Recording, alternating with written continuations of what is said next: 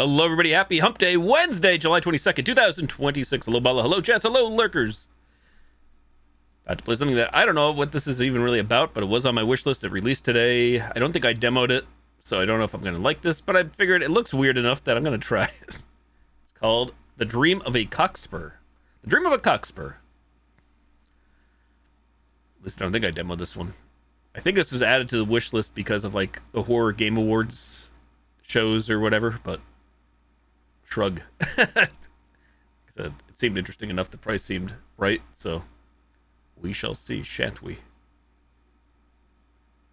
Please select your language. English. Gameplay notice. You are currently experiencing someone else's story through the light copper observation chamber. Any changes within the viewing window are normal. No cause for alarm. Your choices allow you to observe different possibilities. That is the true power of the chamber. This story contains bloodshed, body mutilation, psychological horror, religious themes, injury to animals, and bugs such as spiders. If you are sensitive to such content, please proceed with caution during play. If you feel unwell, stop playing immediately. Agree and continue. Mr. Boom, hello. Uninstalled Mr. Boom. GG. Boom out of here.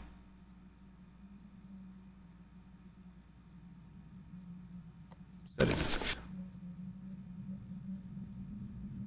History of 21st Century Science. English. Background music, sound effects, full screen. Close. The hell? Wake up from day one. Let's see, what's this? History of 21st Century Science. 20th to 21st Century. History of human technology. 1970, Moon. Humanity explores space.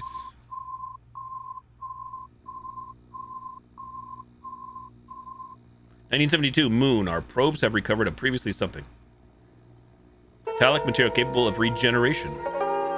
Mariner 10. Mutilated elephants going way too quick. You'll have to pause the stream. 2030.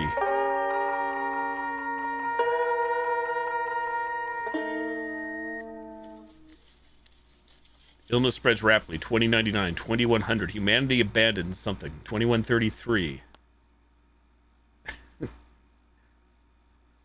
Well, everybody got all that? I didn't even notice these tabs over here. That was game settings, dev team, publisher, credit, close.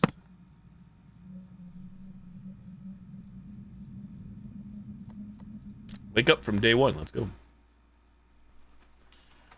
Oh, look, we're getting to see it again. I guess I didn't have to watch it after all. I didn't know that. Whoops. Recap 1 minute later.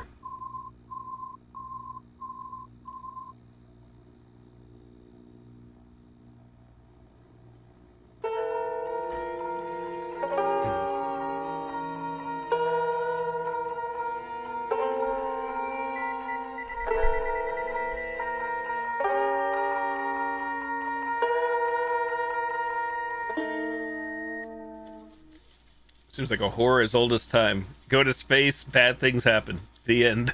GG. Find some cool stuff, find some bad stuff. Humanity wiped out. Pack it up.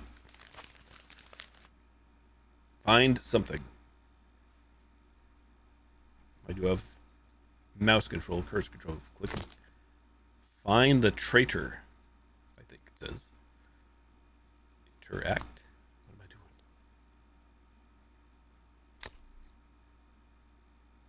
We are injecting ourselves with something. Oh, we can see again. Kinda. Read the diary.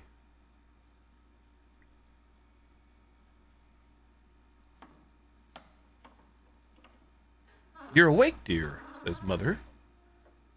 Aye. Good afternoon, Mom. Or is it one? Probably one. Roman numeral. You are a research and maintenance technician assigned to philanthropy. Not philanthropy. Philanthropy. Phalanstery. Your mission is to collect data on a mysterious celestial object that appeared near the island. The object's surface was pitch black. It emitted an intense magnetic field and radiated massive amounts of thermal energy. Hours after its descent, it vanished without a trace. All monitoring signals lost. Your team consisted of 5 other researchers. your mother, and a search dog. A week has passed since the island survey began. Sample collection and basic reconnaissance are complete. However, the ship meant for your return developed some malfunctions. During a storm, one researcher ventured out to sea and met with an accident, falling overboard. They remain missing. You'll be staying on this island a while longer. Till rescue arrives, food is the primary concern.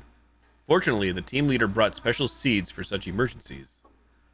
According to the report, this is a low-risk zone with radiation levels under 0.5 millisieverts. To the north lies a clearing with soil for cultivation. You should check the clearing. Feeling rested? Yes, I'm ready to go help the others. Alright, I left some food on the table. Eat before you go, okay? Okay, thank you. Click on the edge of the screen to switch scenes. I see there's Tab and E down there. When the brain icon appears, click on it to get hints or engage in contemplation. Press E to use your left hand. Usually it holds the map, but it can sometimes hold other things as well. Perhaps it can do more than just hold. Pay attention to the prompts that come from mouse changes. You can review instructions again in the escape menu. Already got all that. We got cabin day 1, history. Okay, when you click on history, dialogue. Got it. Okay, holding down tab allows you to get the edges. Also just mousing over. I guess holding tab lets you see where you can go, which is nice. E entertainment. What is this? Ziploc bag.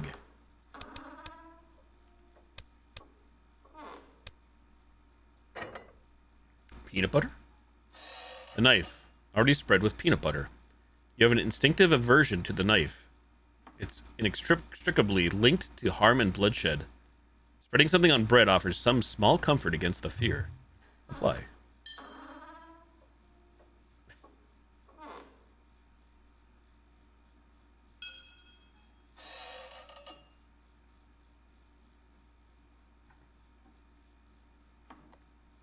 One slice of bread remains, but there's no more peanut butter on the knife.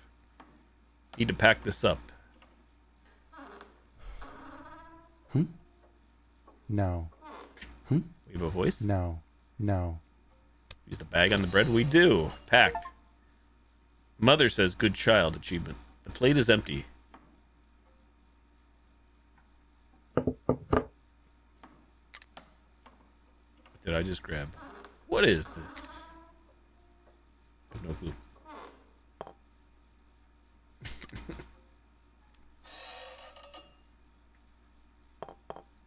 I can click on these, so I put them in inventory? No? Guessing we use this later?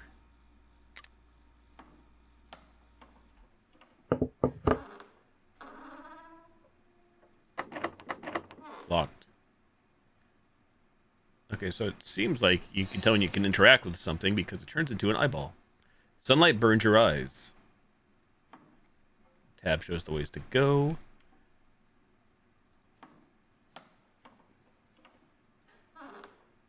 A small hatch leading to the cellar, where rations, water, and supplies are stored. A cross necklace. Praise.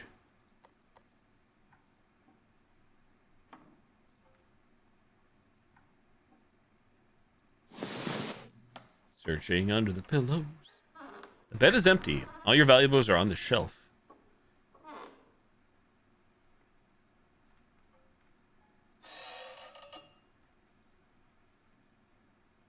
Okay, so that's the area. Principles of crop breeding. General theory. That's a lot of words. A lot of words. Do I have to know all this? Probably not, but...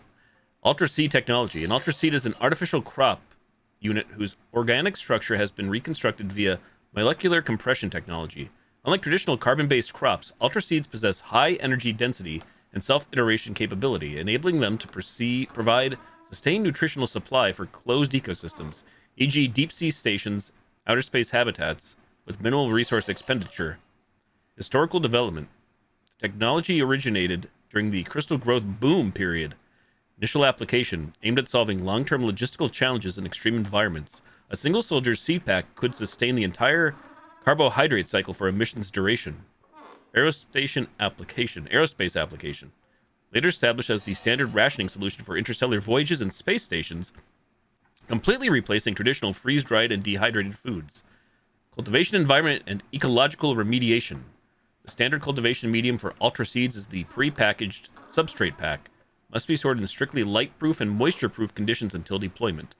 Structural pathology. Despite the maturity of ultra seed technology, the nutritional core may be lost during consecutive iteration cultivation cycles. Such specimens are classified as hollow strain units, colloquially termed bad seeds. They are visually indistinguishable from functional ultra seeds. They compete with functional seeds for soil nutrients.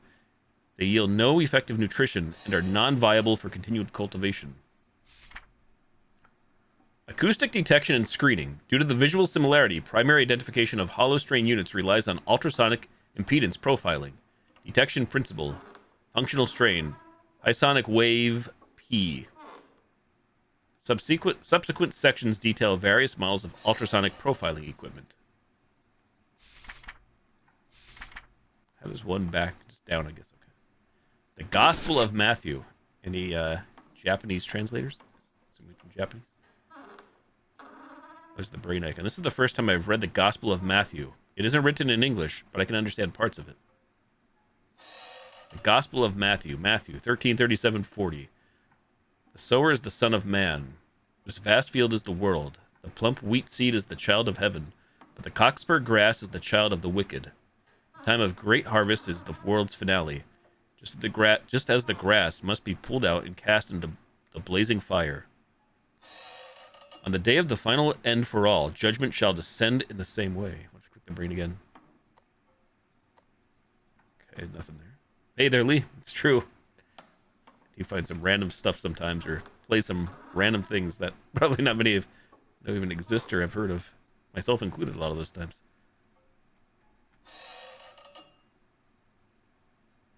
On loving others. On loving others, this book introduces fundamental principles of social conduct. To love and treat another person with genuine kindness, you must cultivate empathy, understanding, and respect. Consider their perspective. Place yourself in their position. Feel their pain of hardship, and try to offer help. Listen with care. When someone speaks to you, listen with your whole being. Observe their needs. Think of the difficulties they might face. Understand, acknowledge, and let them feel your concern. Be grateful. Remember those who have been good to you, and do not. True kindness and compassion often grow from knowing and caring for yourself. The deeper your understanding of your own being, the more readily you can empathize with others' past vulnerabilities and needs. Therefore, to love others, begin by loving yourself. Keep a healthy rhythm of rest and activity. Maintain a sound state of mind. Each night, recall 3 things that brought you joy that day. Amplify the positive effect of good news and uplifting moments. Exercise your body. Well, there's actually all these little books or something.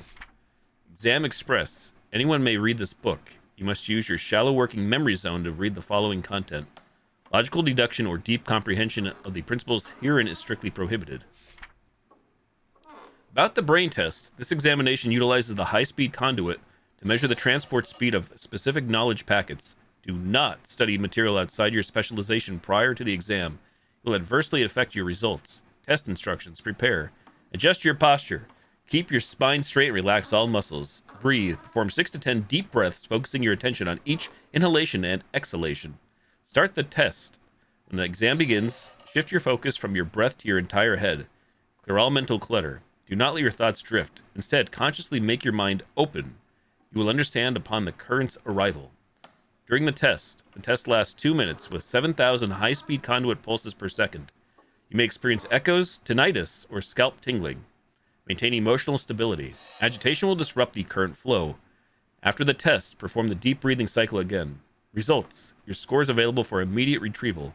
Confirm your assigned test site with your supervisor. The resistance test. This test involves the injection of a substance stabilizer and observation of the resistance response. Schedule. Base injection at age 4. Booster injections every 24 months thereafter. Pass. No observable resistance, or transient emotional flattering only. Fail. Onset of an immune response, e.g. fever, vomiting, arrhythmia. Severe cases may involve Farah, is that one? Pharyngeal cysts or respiratory distress. Severe reaction. Seek immediate medical attention. Failed twice. Contact your supervisor for disposition. Q. Can illness or menstruation affect resistance test results? A. Complete the brain test first. A medically certified deferral for the resistance test may be granted for up to 1 week. Q. 2 days post-injection, I still have difficulty experiencing emotional fluctuations. Is this normal?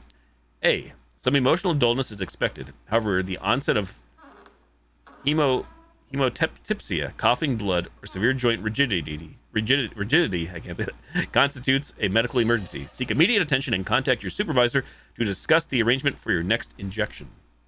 A lot of reading. Got here. Several jars of peanut butter. One has your name on it.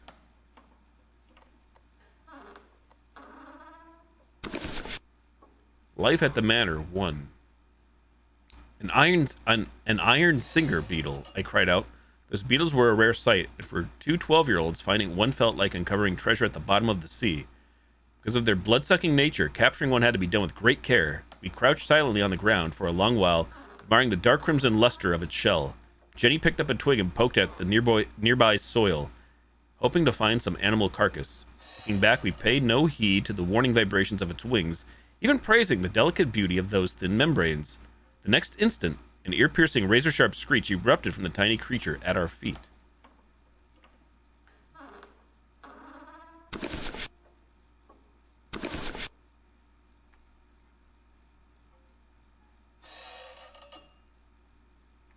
Before I click on the door, I just wanted to see... Oh, there's a brain icon up here. Click to use different tools to examine the collected samples.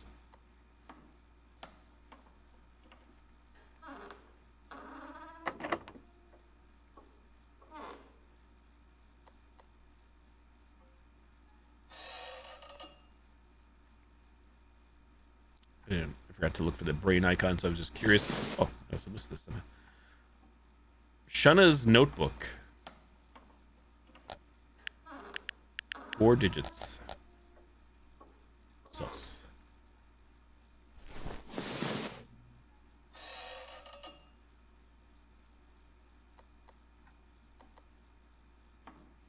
Alright, check the door.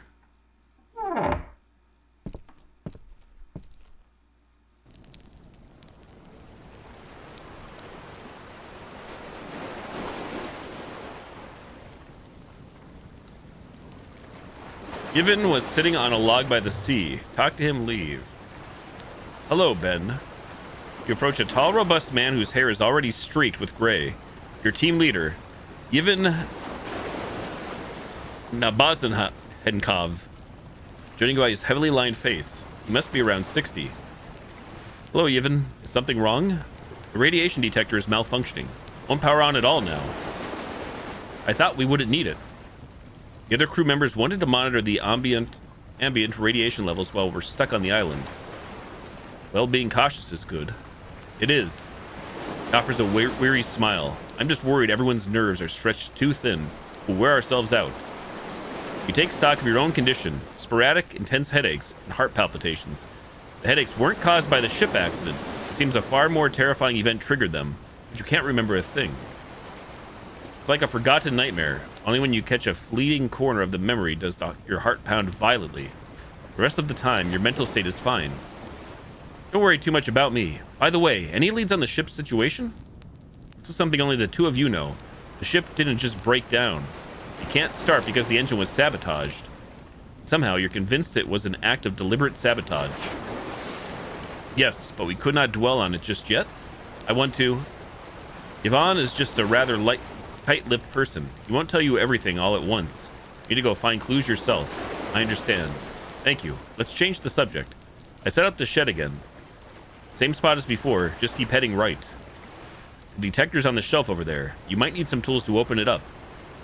Take this knife. There's always time when you need to solve a problem with force. Knife. I'll leave it to you then. I'm going to check on the ship again. Alright. Better look for the detector. In most cases, items can be used directly. Few items can interact with other items. Select the first item, then click on the target item. Knife, dice. That's not a dice, I guess it's a fruit. Key. Got a skull in the fire? No.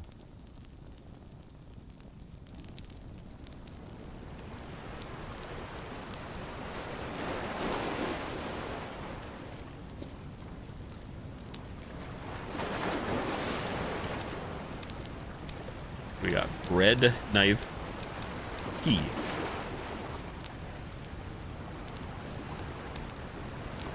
Key says Yale on it.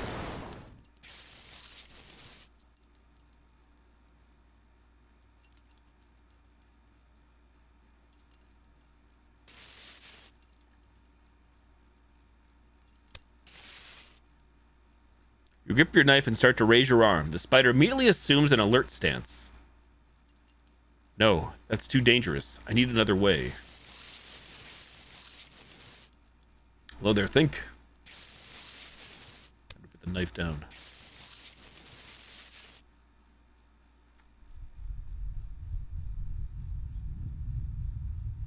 There's a lot of stuff. Key? Box? Gave us iron pin.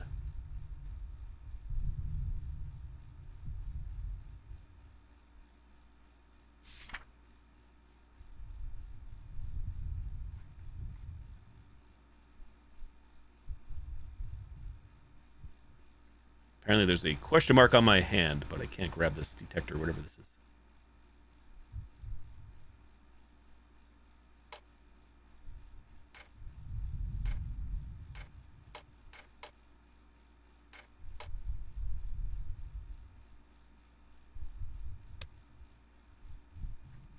Interesting.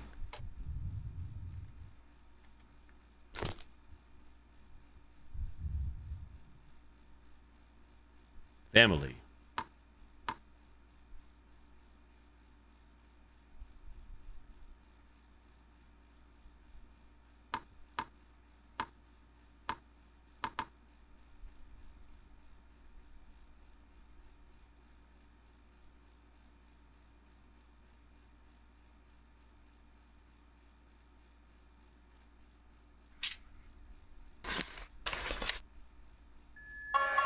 Space. You mash spacebar? Mashing spacebar. You're holding on for now. Think of a solution. Knife. Stab it. Stab it all. Surely. And now we have a bloody knife. Whatever that was about. Better keep away from that tree. The Malibu. Empty bucket. We've covered this area with a blue plastic sheet. Its edge is secured to higher branches. It'll keep the tools from corroding, even if the weather turns. So I wonder if I could solve this right now or not, whatever this is. I can put the pin in, but...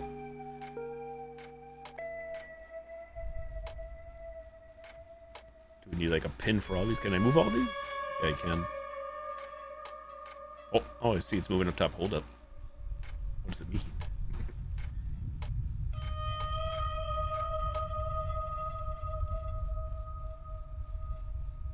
Mutant and proud. Hello there.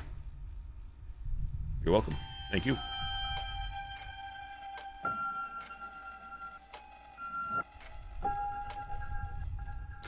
Uh-huh.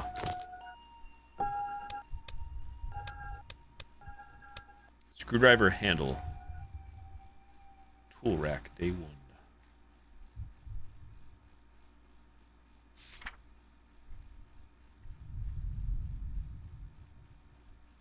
I was gonna say, we still have the iron pin, but I guess the pin does not go into the screwdriver handle.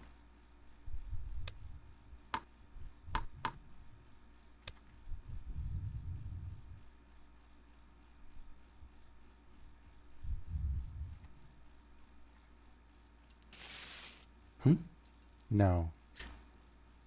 No.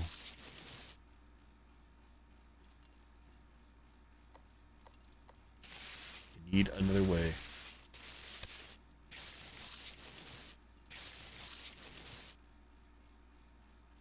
Search the ground.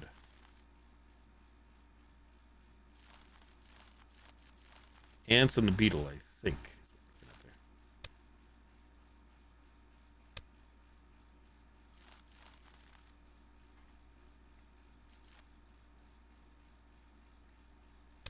It appears to be a suspicious mound of soil.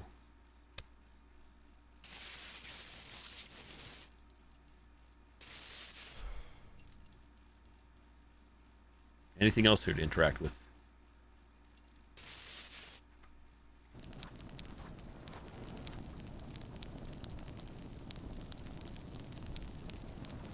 Maybe we give the a bread to the insects. Thoughts?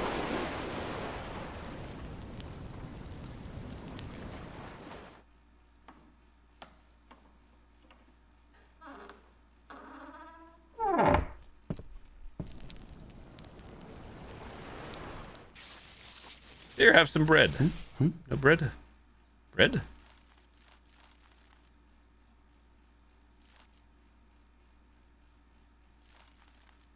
Seems like the spiders makes an appearance when I hover over this bug.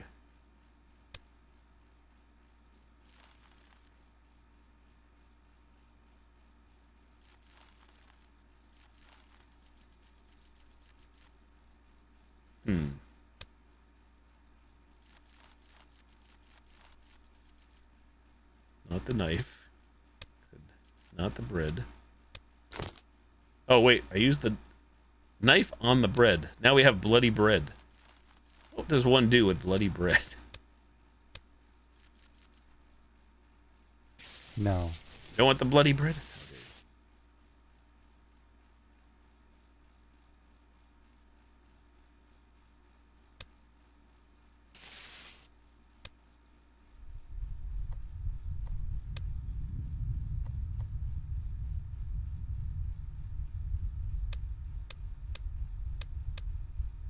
Me just randomly clicking things, hoping for the best.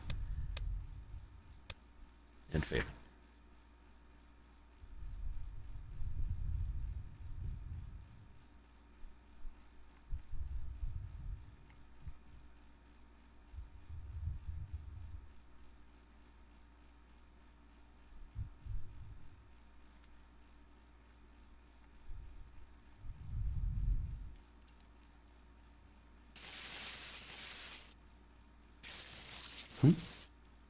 No.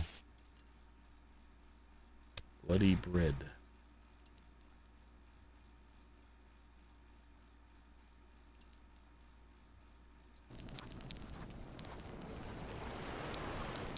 Here, fire, have bread. Can we get like water in the bucket? I think it would make too much sense. Yes, we can. There we go. That's all it was. Click on the ocean. Yor did it. We now have charred toy head.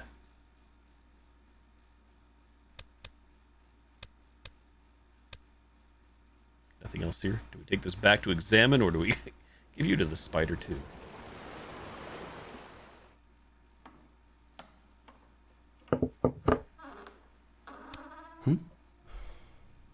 No.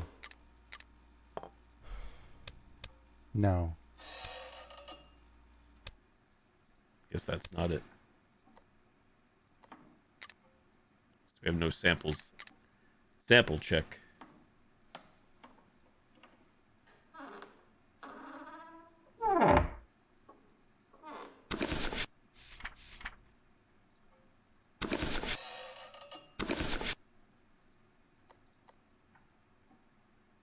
I think 1337 is the code for that book. Probably not.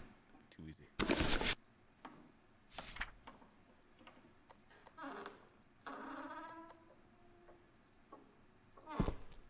Red.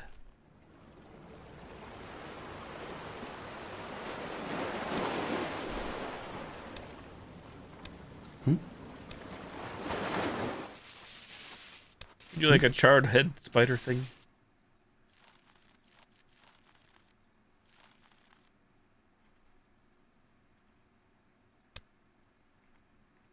to do. Imagine that.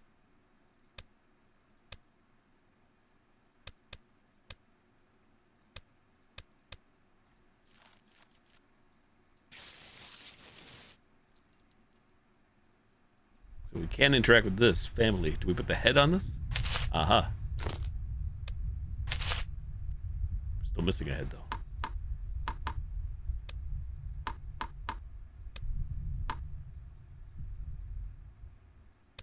Here, put the bread on the head.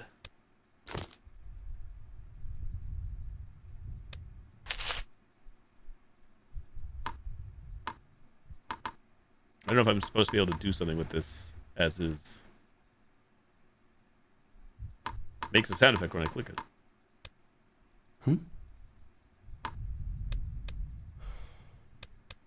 No.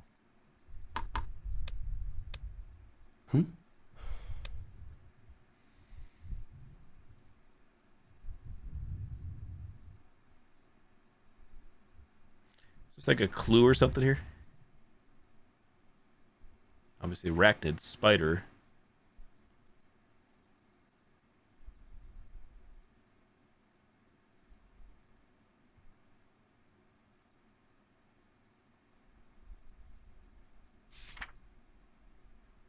What is this showing us? Screw, something, screwdriver, screw times 3, Allen wrench times 2.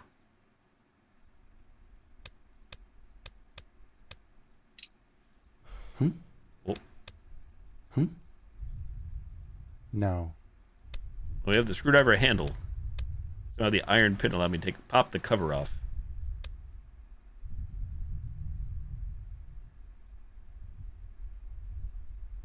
If anybody notices anything suspicious in the environment that I'm not clicking on, let me know. It's hard to tell until like you truly hover over it. You see like the symbol change.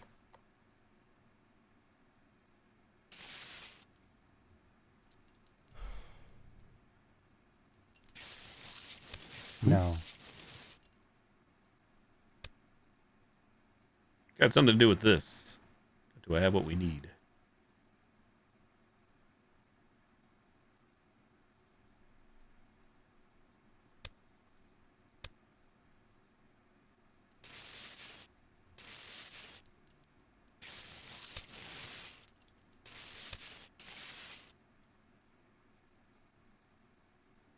It's weird now. Clicking on the bug doesn't do anything. Like, where's the spooter? Spooter not coming. Odd.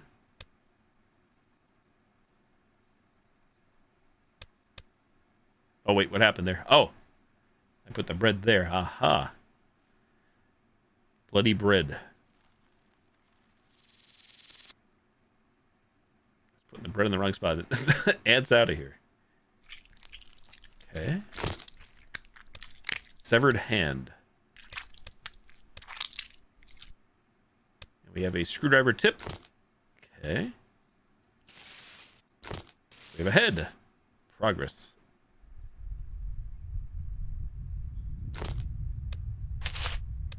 Toy head. Now we have hex key. Nice. Progress. Back to this. Screwdriver.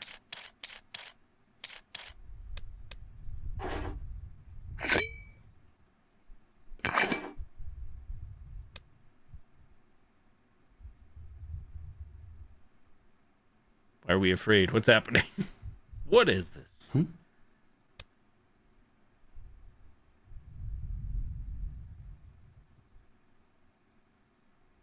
the hand on this? What the hell? Oh, is that a bug there? No, a mysterious black substance has burrowed into that severed hand. You almost dropped it in fright. Steadying yourself, you flipped the radiation detector's switch. It began a steady, rapid click, click, click. Phew! Finally powers on. What was that thing? Some kind of insect? You open your bag and glance at the hand again. A limb of the insect protruded from the split skin, slowly shifting across the surface. So that thing is what broke the whole machine. I'll examine it at the workbench later. I should take the detector and go find Yvonne. Radiation detector. Severed hand.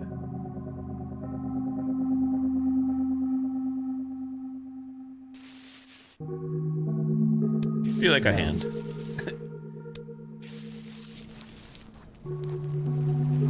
Yvonne was sitting on a log by the sea. Hello, Ben. Oh, we're Ben. Okay. Any luck? Yes, I found out why the machine broke. Huh? Severed hand that was just in the bag. It's gone. Let me take a look at the detector first. You hand the detector to Yvonne. He works on it, his expression growing grim. The power's on now, but the readings are 50 times higher than before. Probably a fried component in the sensor unit. Hey, Jumpman. What do we do? There's a spare in the warehouse. Dispose of this one. Okay. There's one more thing. The disappearance of the severed hand leaves your mind reeling. Yvonne, are we the only ones on this island? Didn't you all see a small boat on the sea a few days ago? No, there was no boat. He becomes agitated. It was all my error in judgment. I must have been seeing things. Even if there were uncontained native people on this island, they wouldn't have survived the magnetic storms of 40 years ago. It was a disaster caused by a worldwide anomaly in metallic activity. All wires and cables ceased to function. The loss of power, global communication systems collapsed, transportation and technology were paralyzed. At the time, various theories about the cause circulated. Scientists initially believed it was a phenomenon triggered by solar activity. Many died because of this, but what truly caused the massive global depopulation was a bizarre disease. It emerged concurrently with the magnetic storms and was highly contagious. Patients exhibited symptoms of heavy metal poisoning and autoimmune disorders, typically dying of acute renal failure within a week to a month. The global population declined so rapidly that there was no time or means to respond. The loss of electricity was the final blow, forcing humanity to retreat from its technological civilization. By then, research bases for the high-speed conduit technology designed to vastly enhance human cognitive abilities had been under development for nearly 2 decades. Strangely, these bases were unaffected by the magnetic storms, which, in a way, disproved the prevailing solar activity theory. Sanctuaries across the continents began taking in survivors scattered far and wide. Yet, people contracted the mysterious metallic disease during the relocation, and this despair struck another blow to human confidence. Over the following decades, the few remaining human populations gathered in unaffected zones and constructed a massive facility called the yeah, you know what I mean. Phalanstery. They recovered and resumed research on some of the lost technologies. 40 years after the magnetic storms, you present your present day. The Phalanstery has matured. Phalanstery. Through decades of effort, scientists have linked the high-speed conduit to an independent energy field and have begun the gradual transfer of human consciousness. You've reached the subtle age for transfer. The suitable age for transfer. Once this expedition returns, you are to undergo the transfer and journey to the new home humanity has built. Was that monster really just a hallucination brought on by the headaches? You don't need to worry about the magnetic storms. It was a long time ago, and the tools we use now are much higher quality. What if there really are people here besides us? Hard to say. How would they have survived? Even if there were, we couldn't risk contact. He suddenly displays an uncharacteristic expression. Fear, cruelty, and ferocity. We absolutely cannot bring any disease back to the terminal. Understand? Yes, of course. He stares at you for several more seconds before his expression finally relaxes. You decide to believe it was your own hallucination. I'll go check the clearing first. Okay. Why is the table knife in my bag? You left behind items you don't need right now. Little Savior helped Yvonne repair the detector. A bonfire burns fiercely.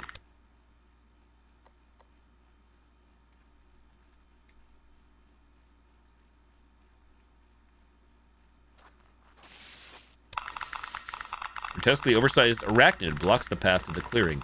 To reach the clearing, I need the spider to move. Finding it is not an option, but it's easily drawn to sound. I could use that.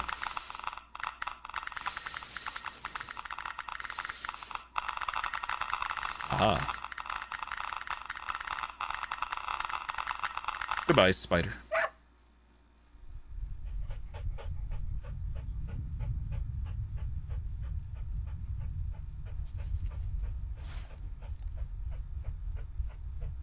This is Num Num, your search dog. The trained by Jezen Num Num has a mind of her own, always wandering off to explore. Dogs have the intelligence of a 2 or 3-year-old child. I've always wished they could be transferred too.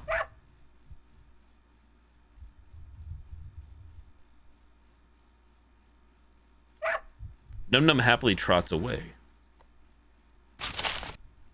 Goodbye. So I assume we came from this way, correct? Sure did. So be sure. Yeah. Arrow there, arrow there. Go left.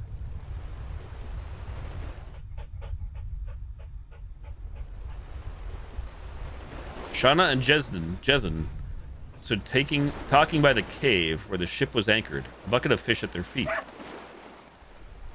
Hey, Ben, dinner's secured. It's not much. We need to get the ultra seeds growing before the emergency rations run out. She's right. I should go check the field. You get the feeling Jezin doesn't want to talk. Not with you, not with Shauna.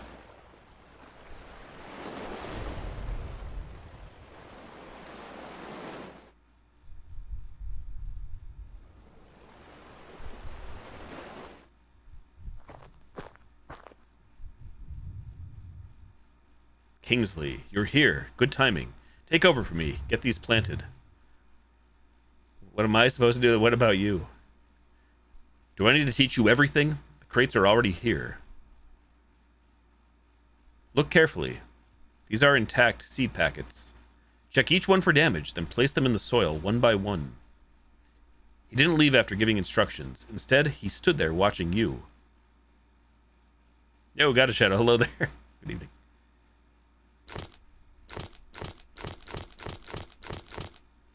Seed pack.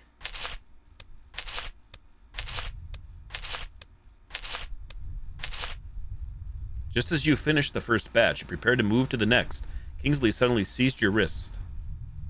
Here, the packaging is torn. How did someone as careless as you ever become Yvonne's sailor? You felt a pang of injustice. Kingsley dug up each newly planted hole, re-examining the packaging of every single seed packet. After you both moved the empty cartons and remaining seeds back to storage, Kingsley inspected the plot of land one final time before finally leaving. You watched his figure disappear into the distance down the beach. Kingsley's obsession with the return journey was abnormal. He probably wasn't the traitor who sabotaged the ship. Turning the thought over in your mind, you tended to the field once more, labeling and marking each mound of earth. After working for what felt like ages, the sun began to melt into the horizon. A chilling breeze swept in from the sea. You couldn't wait to get back to the warmth of the bonfire.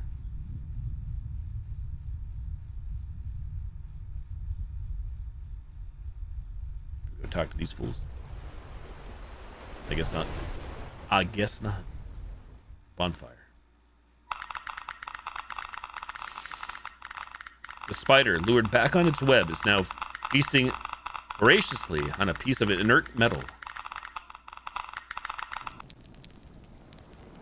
The bonfire's warmth seeps into you, easing some of the fatigue. And the afternoon's investigation here? Rest until evening, wait a while longer.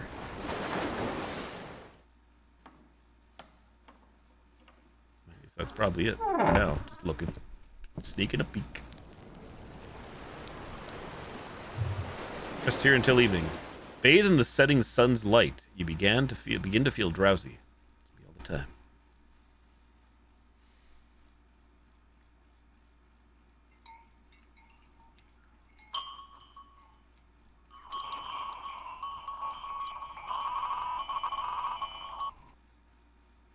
I am fish. Dinner time. You hold a grilled fish, dead. Grayish eyes glint with reflected firelight. Tonight's mood is heavier than usual. Once the rescue team arrives, everything will be fine. You try to comfort yourself with the thought, but a knot of unease remains. A crew lost at sea, the ship damaged, misfortunes pile up. What's next? Will we make it? From the other side of the bonfire, Yvonne's voice drifts over. Every night, he tells the same story. How he escaped the infected Mars station. Details shift with each telling. Maybe even he doesn't remember clearly anymore. Hey, Miss Violence, good evening. Creepy got a shadow indeed. The game looked interesting to me.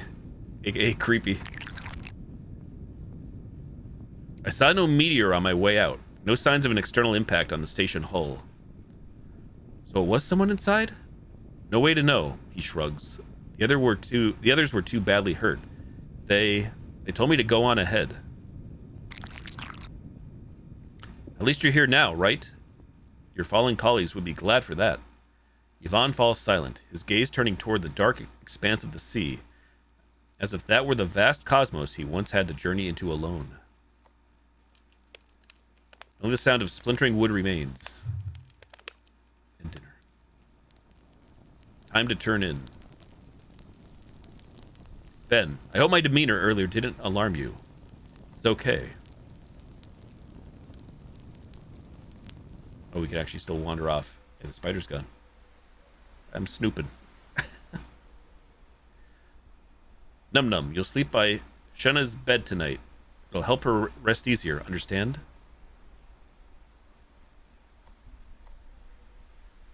Miss Violence, thank you for the 35 stream streak.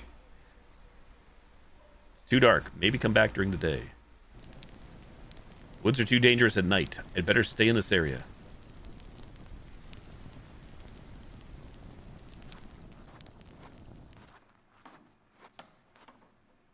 Kingsley glances at you, but says nothing more.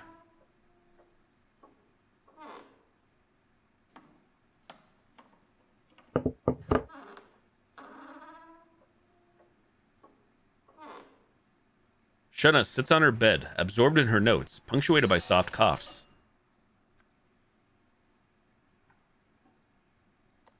This is my bed. Time to get some rest? Sure. You drift into sleep. Many things will happen. You cannot control everything in life.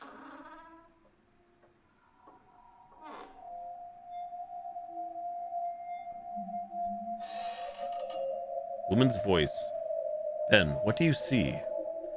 My head hurts. It'll pass. Answer me. Is there a red wall in front of you and a window? Where's my mother? She's coming soon. Can you answer the question first? Yes. A red wall and a window. Hello? Mother's here.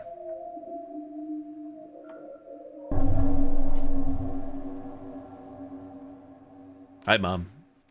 Mother's home. Mommy dearest. A sharp, piercing whistle cut through the air.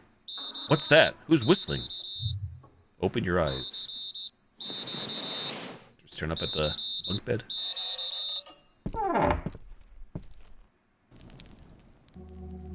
The four of you stood wearily before the cabin. The trees, the sea, the sky, all had dissolved into simple shapes. Only the bonfire still burned, casting Kingsley's smug face in a bronze light.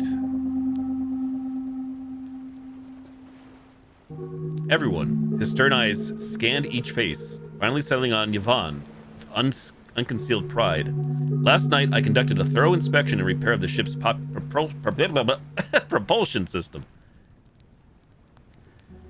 The good news is, while our captain chose to give up, I took action. The ship is operational.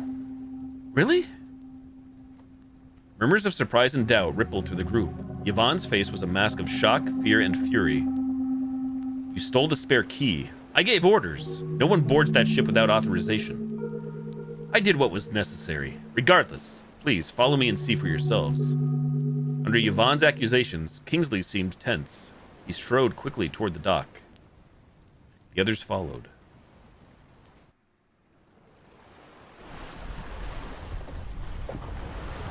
Time to start talking, I guess. Tongue tie. The ship can't really be repaired. That would be...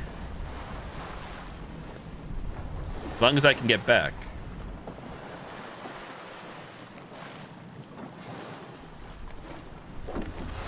He shot you a look brimming with disdain and self-satisfaction. Yvonne's brow was furrowed. He didn't notice your gaze and offered no explanation. Kingsley watched as the others filed towards the ship's entrance. When it was Shenna's turn, he suddenly blocked the doorway with his body. You stay. Don't add to our troubles. What?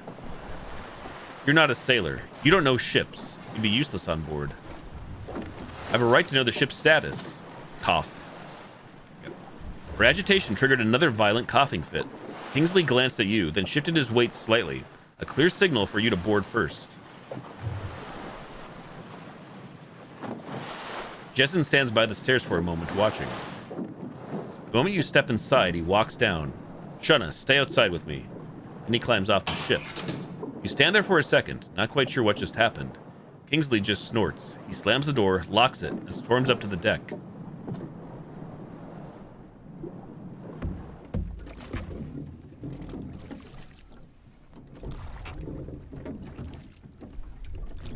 Several storage containers are lined up on the deck.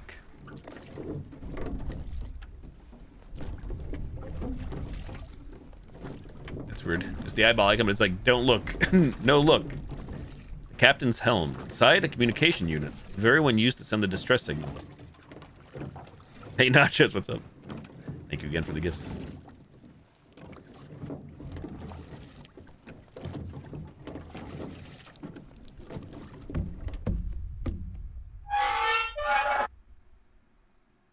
A dim, cramped sleeping cabin. Another one. Whoops. Too quick. You stepped into the engine room, staring up at the metal pipes running across the ceiling, perhaps because it was your first time observing the space so closely. They suddenly seemed alien, a tangled web, crisscrossing the walls in a pattern you'd never noticed before. Oh boy.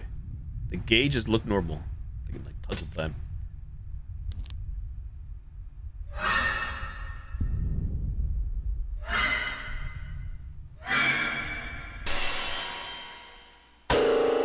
Stop! Kingsley's sudden shout snaps you out of it. The engine casing and cables are torn to pieces in an instant. Yvonne is swinging an axe wildly. None of you dare get close. And the hull shudders with a heavy thud. Jessen has somehow made it onto the deck. He moved fast, grabbing Yvonne from behind and jabbing a sedative into him. Yvonne smashed the engine. Kingsley's cry alone echoes through the cold metal cabin.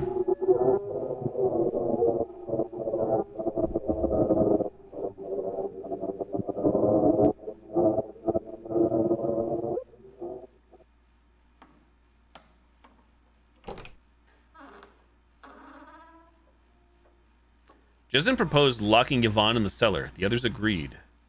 From the shadows beneath the vent, you caught the bleakness in Yvonne's eyes. His gaze seemed to pass right through you, through the cabin, the island itself, as if searching for something far beyond. Everyone, gather at the fire pit, now. You had to leave for now. The situation is worse than we thought. His gaze swept over each person present. From this moment on, all actions follow my command. I'm under no obligation to listen to you. Your insubordination will be noted in the report, Jessen. Jessen left without a backward glance. Like talking to a brick wall. Ben, you're on crop duty. The fields need weeding today. Shunna, you watch over Yvonne. I should go back and check the ship's damage, but before that, he gestures for you to come over. Come here. I need to tell you something. With that, he hurried toward the open clearing. No one else could tend to those fields. A sense of responsibility flared within you. Am I allowed to head back to the cabin first? Looks like I can. I think I should. I'm just curious. Yvonne is being held here now.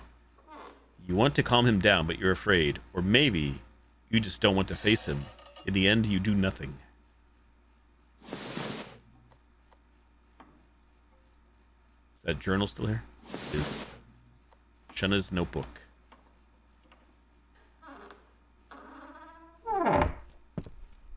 That big creepy eye.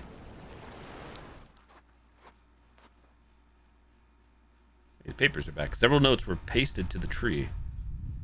Can't move them this time yet. We've covered this area with a blue plastic sheet. Its edges secured to higher branches.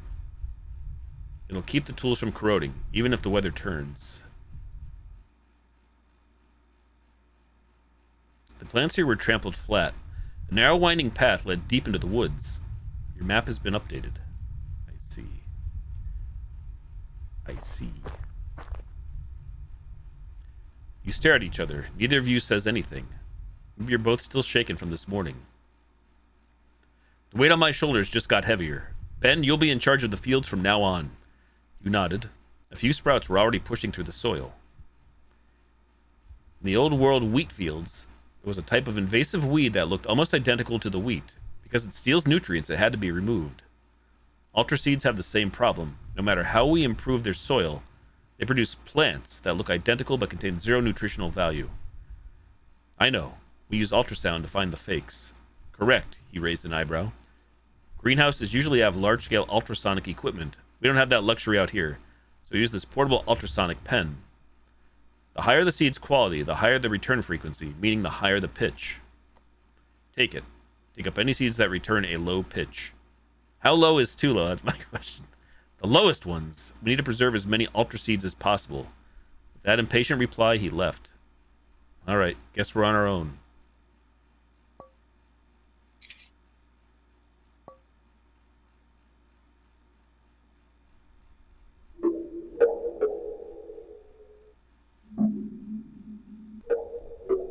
I'm gonna fail this. I'll tell you what.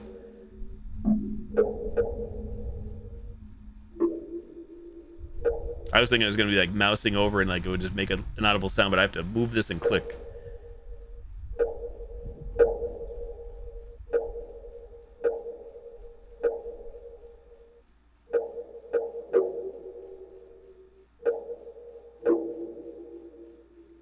So when I have to click a group, how the heck do I know which one is which?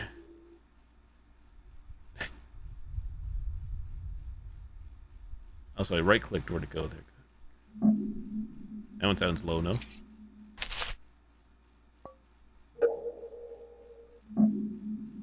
We're so fired.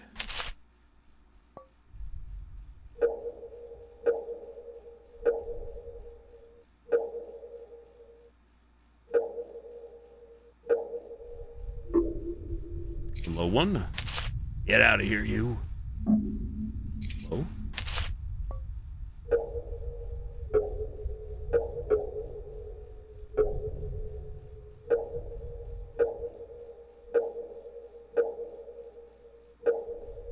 I think that's good, the one we're hearing there.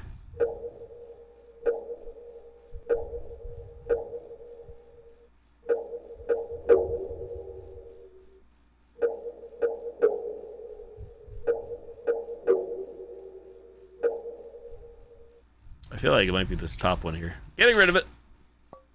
Probably wrong. No, I missed one.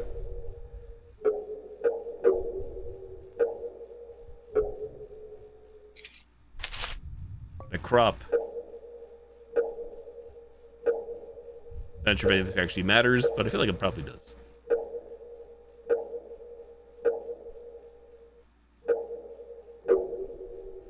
Can't tell which one there sounds different. And I don't know how the order goes.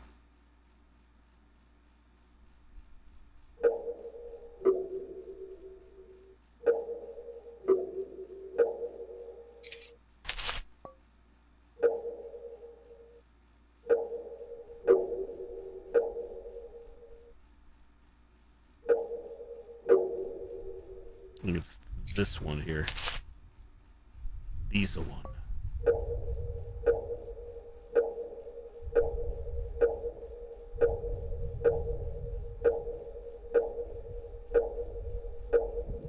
Yep, my job here is done. Is it over? Confirm.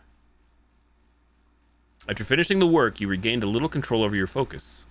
The path leading into the forest makes you a bit uneasy.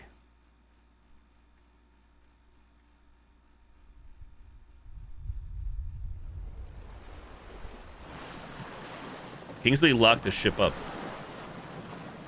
Had to check.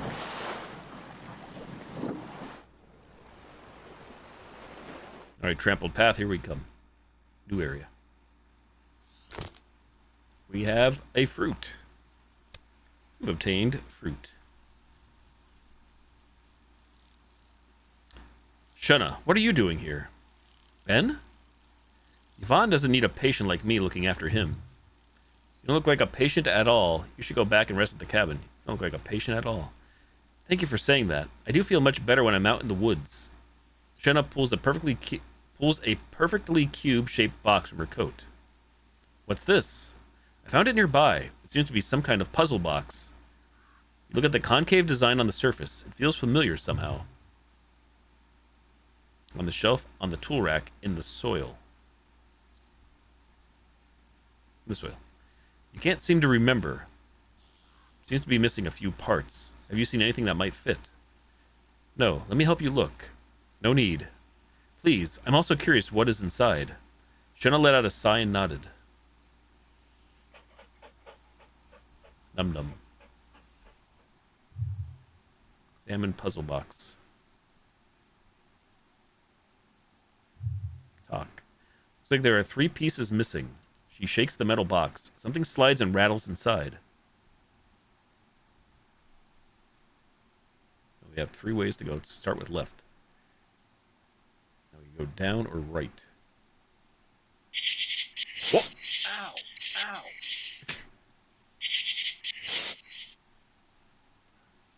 Something in there, but we're not allowed to grab it. Clearly. Well, you can also go up there, look like. Hold on, what was that? Up. What in tarnish? Padlock.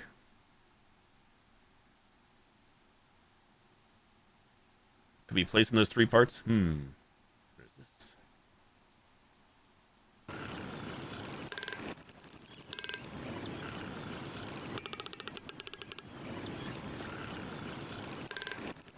A jump scare. Fruit? Oh.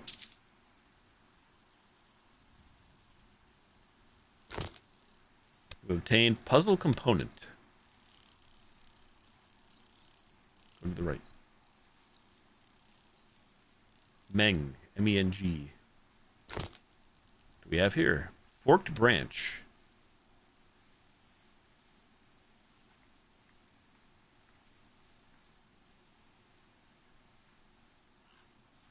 This is a weird area to navigate. Things aren't what they seem. Bone.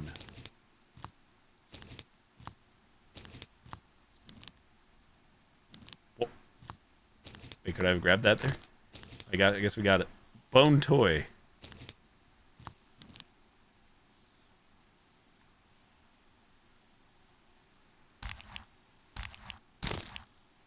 Long branch.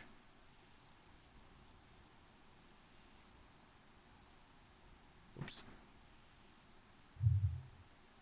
Salmon puzzle box. Bone toy.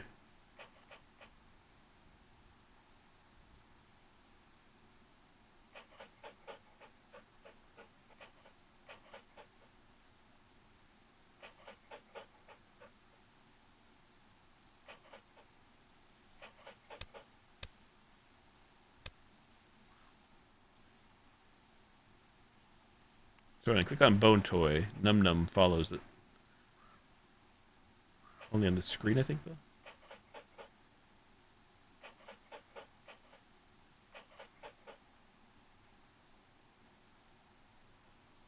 Oh, long branch up here.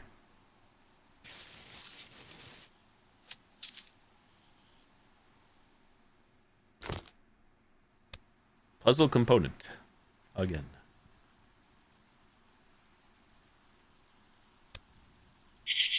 Ow! Where's the last component piece?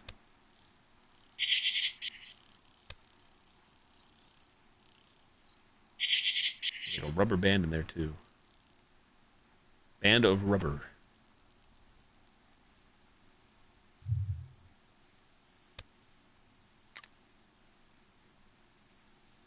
So we have forked branch and bone toy.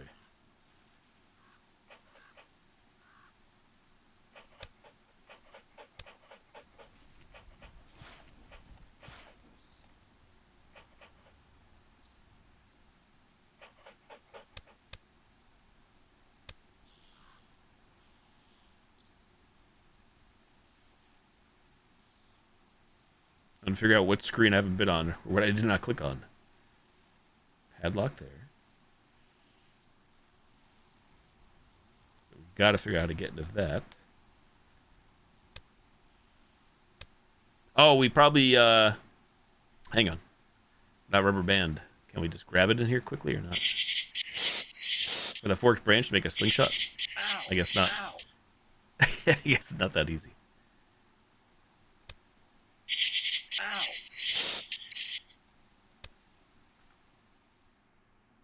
I didn't realize if we hit escape, we have a diary. Dear diary. Visual cue. Movement assist.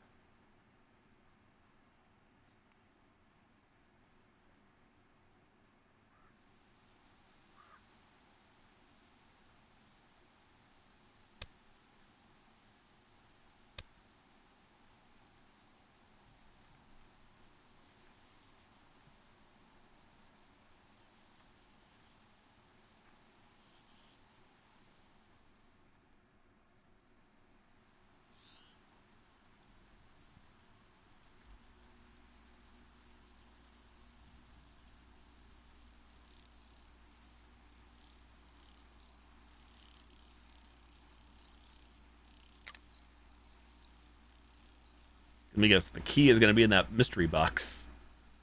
The key.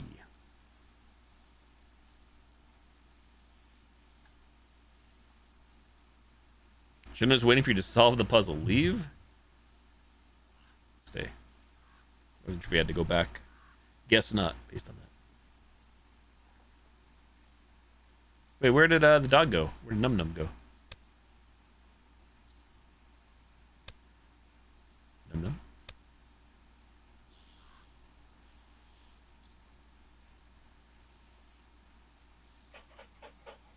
You're back. Odd. Is that a bug? Not, no pun intended.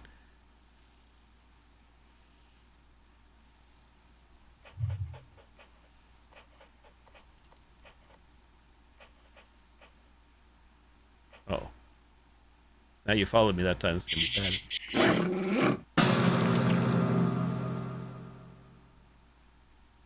Oh, it worked. Aha. Aha. Now we have slingshot and puzzle component.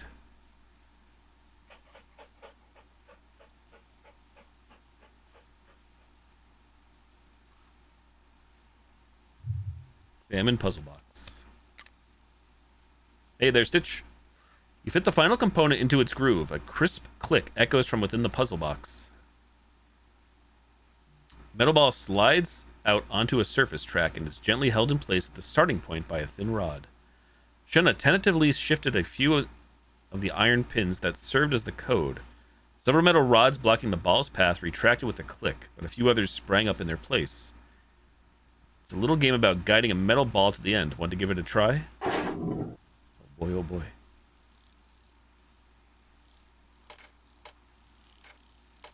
More pins. It's more pin time.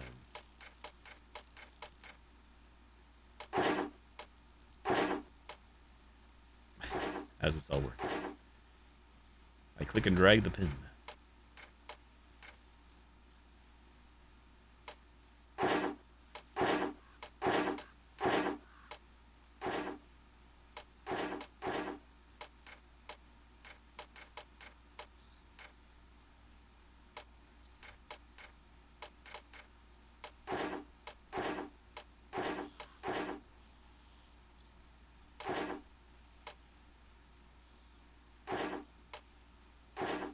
How do we make this long one move?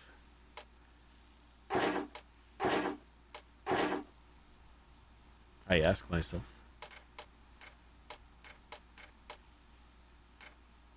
If you could actually move these anywhere, it would seem that they'd be stuck.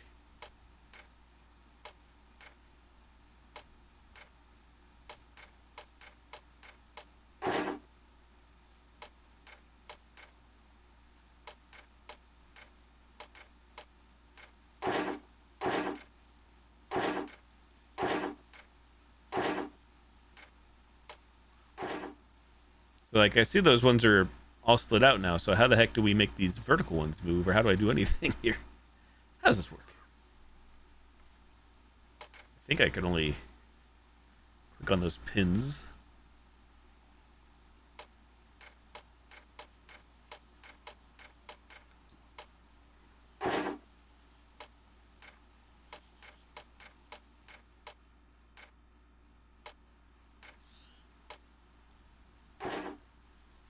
Thoughts, questions, answers?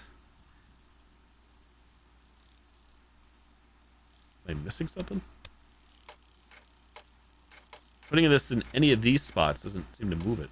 So I'm confused. confused.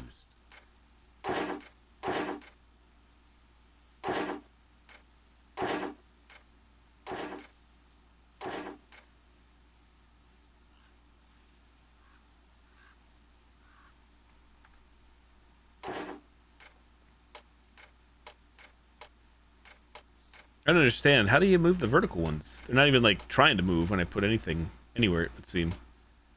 Oh, I lied. Well, there's something. Whoa!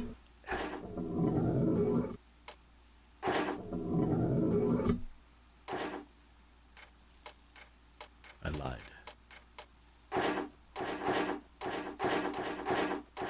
Okay, so now we gotta move the bottom one. I don't know which one to pull out though.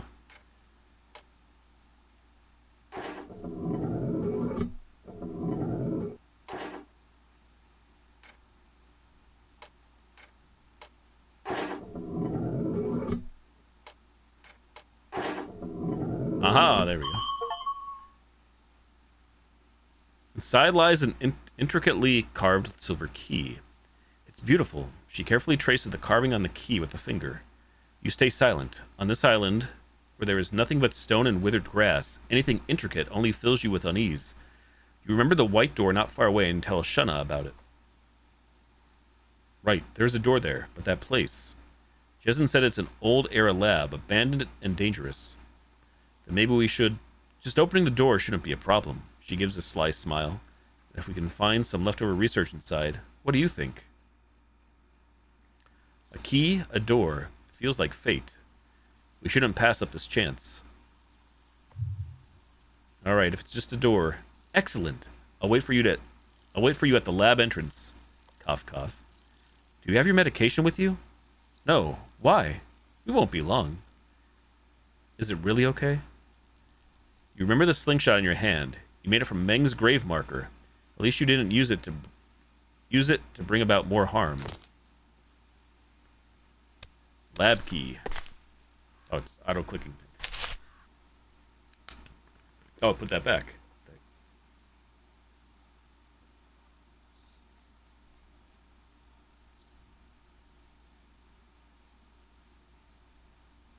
That's interesting. I'm guessing there was a way for me to use that then. I'm not sure how. I didn't have like a stone or anything to put in it, but maybe not. An ornate silver key. I have to go to the bathroom. Peepees. Be right back. Where's the store though? The mystery door. There it is. She tries to steady her breathing, looking at you expectantly. BRB! Thanks for hanging out. Thanks for lurking. For this kind of like visual novel game. Peepees.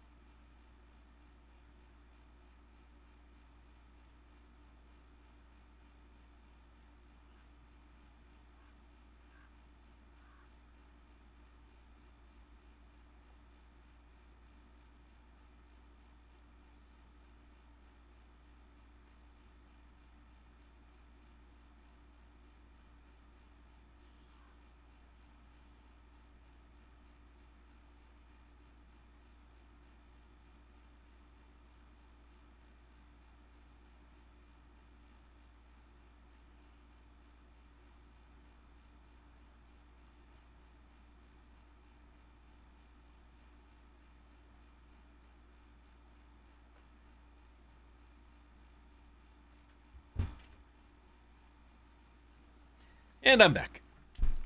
Back to open a mysterious door to a lab, supposedly. Key. It worked. It's open.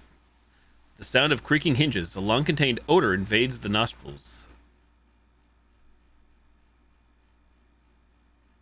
Shona is intently studying a diagram on the wall. Talk. Suddenly, she lets out a gasp. The data is strange. What's strange? Look here. The seabed landmass was formed by volcanic activity, so the age distribution of its rock layers should follow a fundamental principle. Upper layers are younger than lower layers are younger than middle layers, lower layers are younger than upper layers.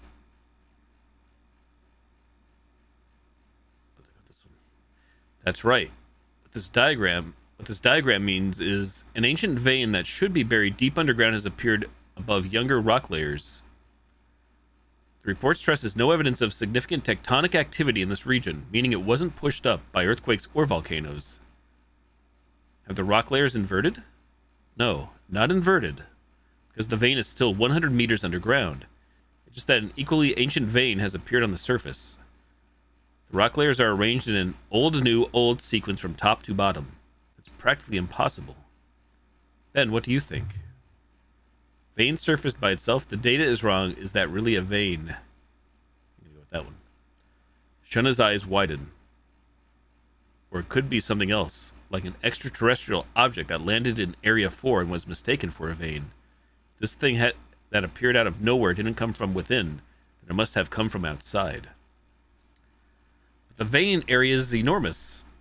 What kind of extraterrestrial visitor could come to Earth on such a massive scale without being detected? You've reached an impasse. Shona returns her gaze to the diagram. Your eyes follow her finger as it traces downward. The diagram's records stop in 2053. However, on the wall where it hangs, someone added new notes. 2102, departure, vein area halved. 2105, return, vein nearly depleted. 2111, return, vein no longer detectable. You and Shona exchange a look. The research was interrupted in 2053, probably due to the magnetic storms. Then, after 50 years, the project was restarted? I don't think so. These are more like graffiti. My guess is someone came here later and wrote these notes based on their own observations. Departure, return. What do they refer to? Shona repeats the two words under her breath. Vein moving across the surface, recession/regeneration of the rock layer, someone's round trip, think again. Vein moving. Departure and return are both followed by descriptions of the vein diminishing. That means departure/return isn't directly related to the vein state. Alright, the clue must be hidden somewhere in this room. Geological evidence of the Area 4 anomaly. Figure 2. Core samples taken from different depths in Area 4. These samples provide physical evidence for the geological paradox, particularly the impossible placement and nature of the anomalous mineral vein.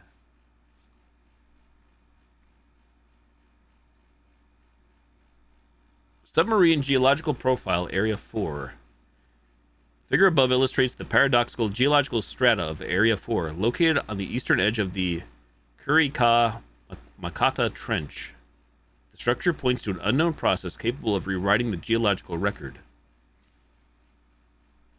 Ancient volcanic core. Oh, wait, click it. Paleovolcanic core and primary ore deposit over 770,000 years ago.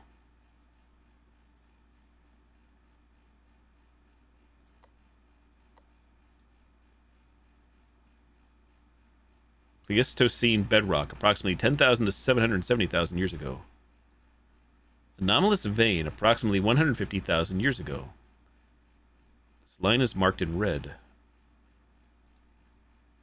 Marine sediment, approximately 11,700 years ago. Subsea stratigraphic profile, Area 4.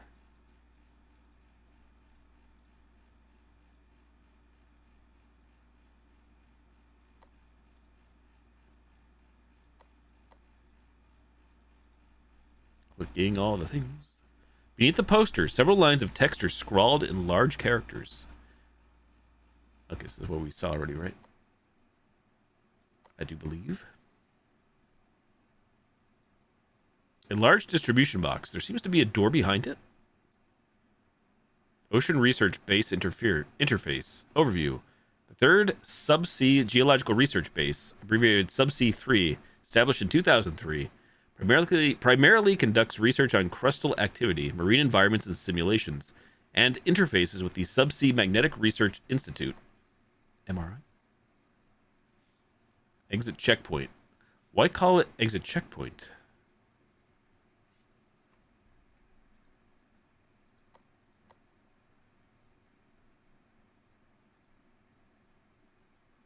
Departure return. Do you have any ideas?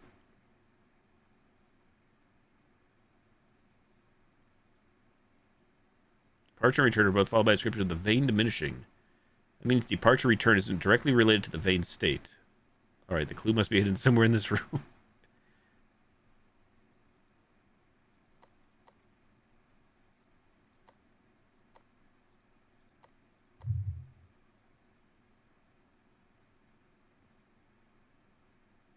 Rock layers ebb flow. There are no clues here about the rock layer recession of regeneration. All right, the clue must be it. Brute force, I guess.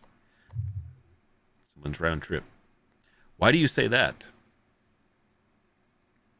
Please point out in the scene where the idea is supported. I don't see the connection to departure return.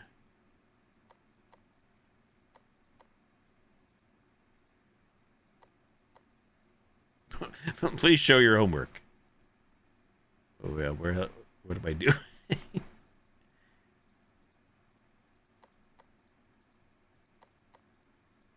Not that many things, unless wait. Oh, east exit checkpoint. Wait, the briefing mentioned this place is connected to Subsea 3. No, Subsea 3 facility is the former name of our current location. I'm failing. The Subsea Magnetic Research Institute. Which means people would take ships from here to the seafloor. So departure return refer to the state of traveling between the two institutes. Each round trip, he or she would record the changes in the vein here till it vanished completely. The disaster never stopped humanity's thirst for knowledge. It was a relay. A mystery studied on and off for decades. Now seeing the light of day again because of us? There must be more data inside. She stumbled toward the electrical box by the checkpoint, coughing violently as she pushed it out. You rushed forward to help her. Spacebar.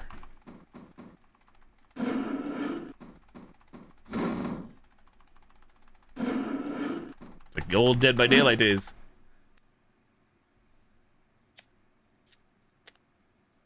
This can't go wrong, surely. Let's go. I'm gonna guess there's probably an achievement for like not screwing up those answers there. Getting them right the first time. Your vision darkens. Before you lies a deep, straight passage. Move forward. I'm right behind you. Proceed. Sus. Shauna. Proceed. Proceed. Have you heard of light copper? It was a highly unstable copper isotope, first discovered in space and gaining fame about 2 centuries ago. It once shocked the world with its ability to grow and was extensively used in urban infrastructure and tech development, but 100 years later, it vanished without a trace. You know so much, Sean. My mother's note said it's called structural self-replication. She stumbles slightly over the term. It topples the structure of any matter it contacts, rebuilding it into its own form. Replication, could it be? Something that can replicate infinitely and turn other matter into itself should have consumed the entire solar system by now. But it didn't. Its replication must have other limitations. My mother's notes stop here for years. She could never figure out what that limiting condition was. Seeing the report on the anomalous vein just now, it hit me. The research was so difficult because all the phenomena were too scattered. If the vein anomaly is the result of light copper's self-replication, then light copper might already be everywhere. Actually, I found something this morning. She suddenly fell silent. Shenna's right. If light copper invaded the deep subsea mantle 100 years ago, It could have entered the soil anywhere on the surface the same way. A chill runs down your spine. Proceed. Wouldn't the Subsea 3 researchers have considered the possibility of light copper? Shunna? I guess we're turning around.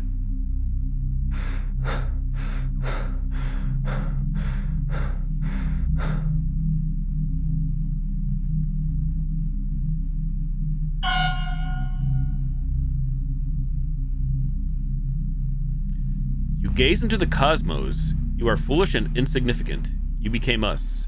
You become eternity. You become us.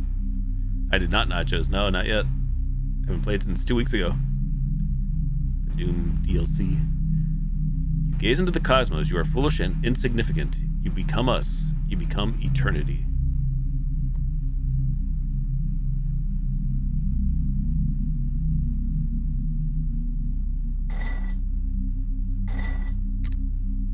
Oh. Puzzle time? Peepo puzzle?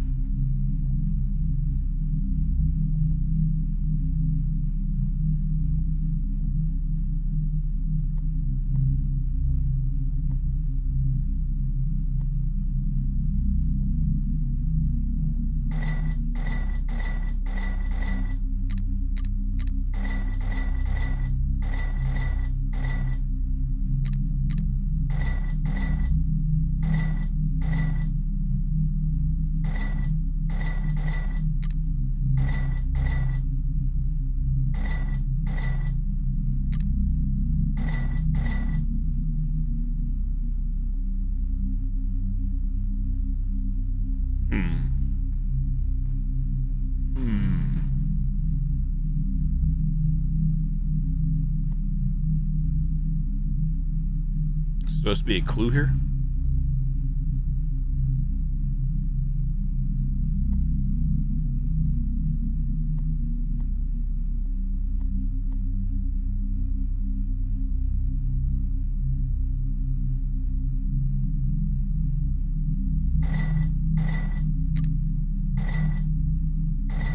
Because clearly I don't understand it yet.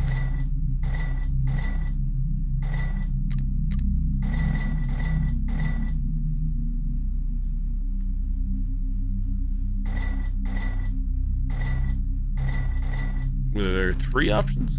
4 options in this one.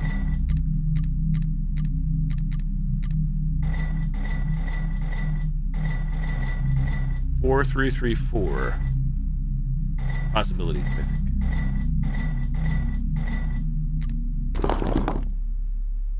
Something happened. Something happened, everybody.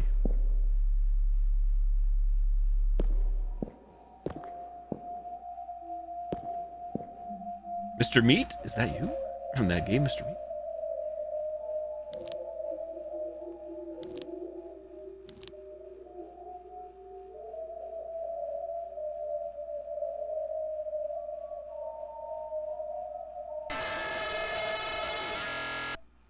Nothing sexual about this. Core module. My European colleagues are fervently debating their project parameters. My own project just concluded. I'll be returning to Earth in 2 days. My things already packed.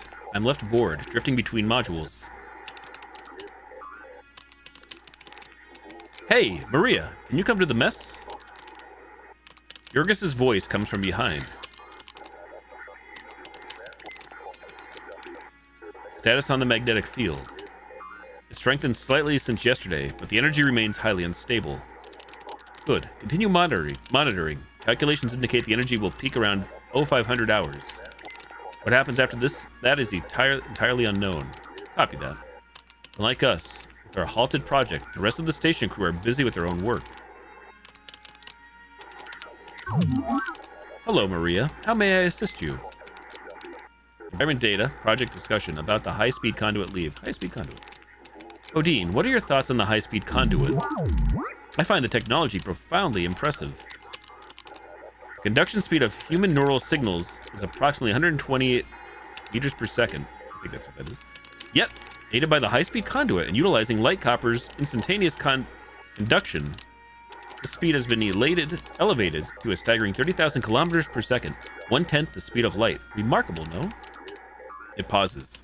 Beyond his voice fades. Alright, that's likely not the answer you sought. The emergence of the high-speed conduit has further widened the gap between individuals. Humanity draws ever closer to the abyss of being instrumentalized. Those not adept at utilizing the high-speed conduit will perpetually be at a disadvantage in the workplace. If you use it to produce no results, the outcome is the same. I'm genuinely sorry, Maria. Jurgis has complained to me many times about such matters. The light on its face flickers several times, as if hesitating to speak further. My conclusion is this. I have much to learn about this world. But I will never learn what pain is, because once one understands pain, one can no longer exist purely as a tool. Understand what it means. We're both powerless. This topic is just asking for discomfort. Project discussion. Pupil recognition in progress. Maria, please refrain from blinking. I require simultaneous dual pupil identification. Pupil recognition successful. Maria, your project is only 43% complete. Are you the boss of me? Yeah, we failed. There's no evidence to prove that light copper escapes three-dimensional space under high current conduction, I replied. I always consider that a highly audacious hypothesis. Including the material vanished spatially simply because it was lost during a single atomic positioning seems presumptuous. Yes, it does, within a completely closed system. Its mass and associated data vanished without a trace. We have absolute proof it's really gone. It might have retreated to a place current science can't explain or observe. Regardless, the phenomenon is absolutely worth investigating. I've explained this hundreds of times to different people. I'm tired of talking about it now. I understand. It is humanity's boundless capacity for association that has propelled society and technology to their present state. Do not be disheartened. Some phenomena truly are a matter of infinite zeros and a single one, like the Big Bang, or Earth's emergence in the Milky Way. I believe that with persistent exploration, the truth will inevitably surface. Ha! The human world is far more complicated than you think, I said wryly. Environment data. Current location, geosynchronous orbit over the Arabia Terra region, Mars. Orbital altitude, 17,030 kilometers. Orbital inclination, 0.1 degrees. Orbital period, 24.6 hours. External radiation levels, approximately 1.5 millisieverts per hour. Average magnetic field strength around the station, 0.05 microteslas, displaying an uneven, patchy distribution. The magnetic field on Mars is fluctuating in an anomalous pattern. Maybe we won't have the chance to track its progression. Leave. Status on the magnetic field? Strengthened slightly since yesterday, but the energy remains highly unstable. Good. Continue monitoring. Calculations indicate the energy will peak around 0500 hours. We read that one. Copy that.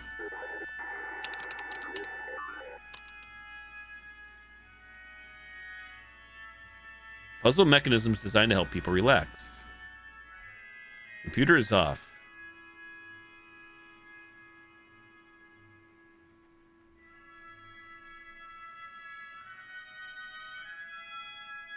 Sleep pod.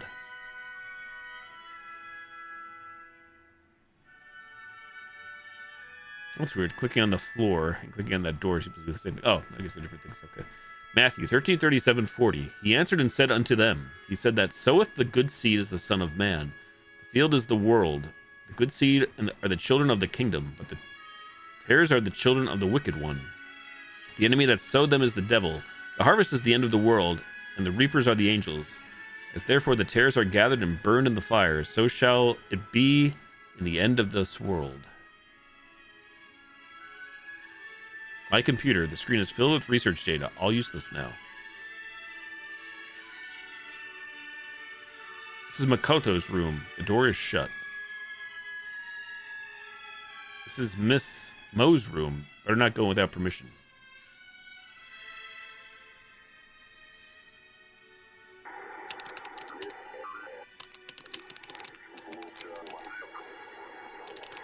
Turn around.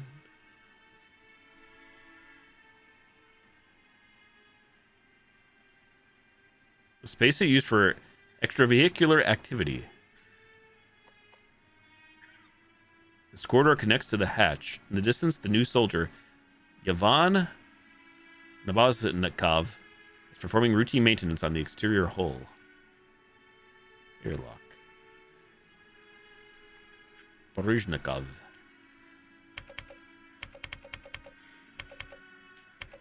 This Mo is recording the growth of plants cultivated using compression tech. They call them ultra seeds.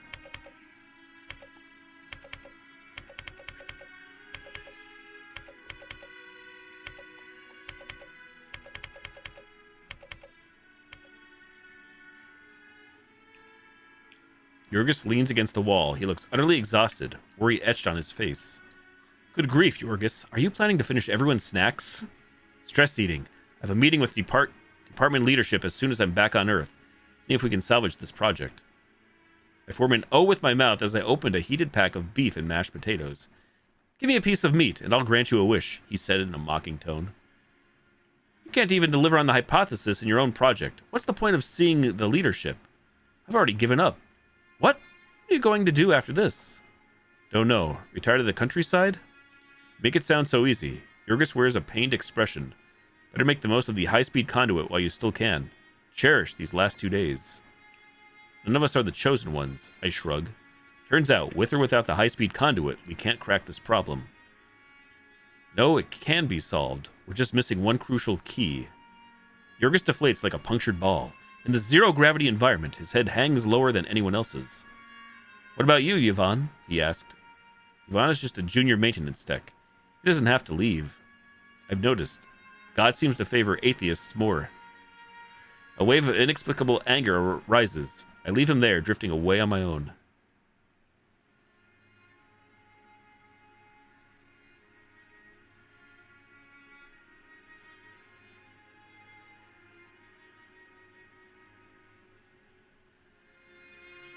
The fluid dynamics computer we've been working with for the past 2 years.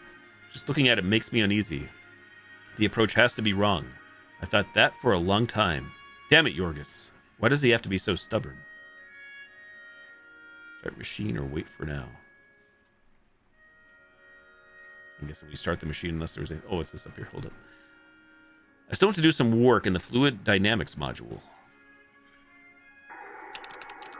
I guess we'll do it. Is this a hole here? No, it's not a hole. Oh, if it is a hole, I can't go in it.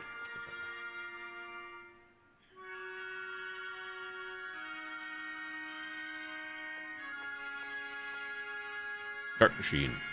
I shouldn't waste this precious zero-gravity environment. Before I realize it, I've already started the machine again, running another round of analysis.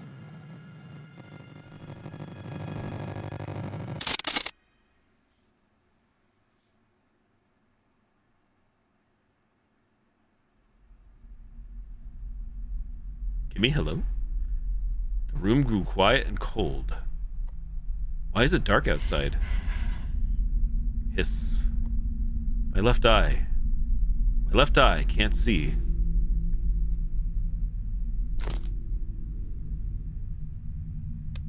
Rag.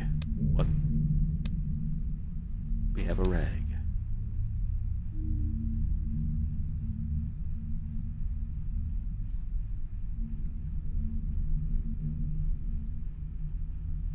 Tarnation.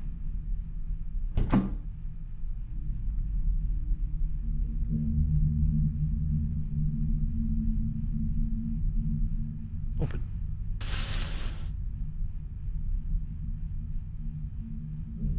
Oh, the rag? Can we use the rag on this? Rag. No. Nopers. One rag to rule them all.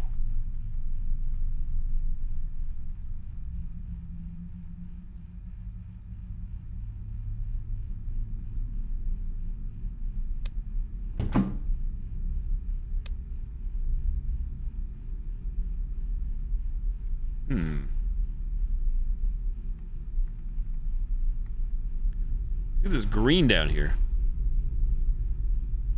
I'm not familiar with what that is, Stitch. Is that a language or Romani?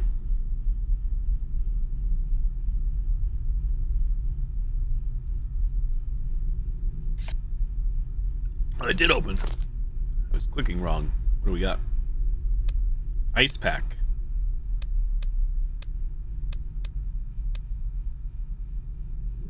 Gypsies and travelers. Oh, really? I did not know that.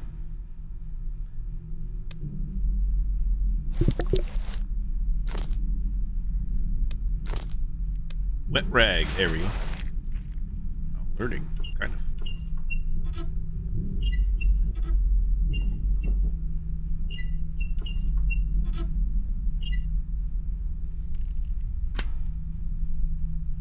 Which way we come from? The left, I think.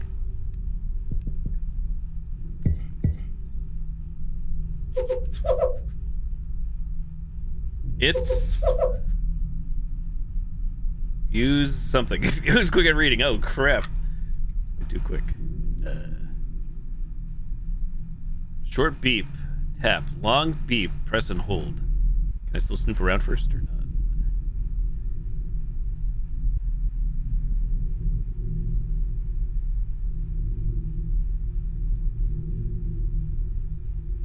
Puzzle time. Oh, baby. Code Veronica.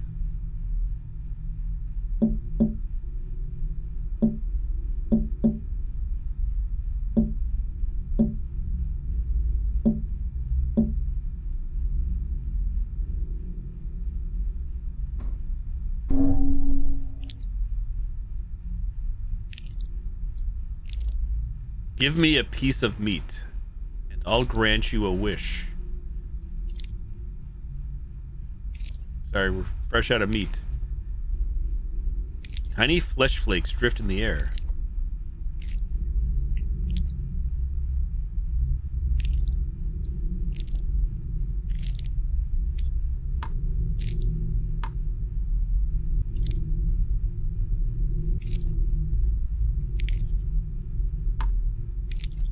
Guess we're stuck in this area for now.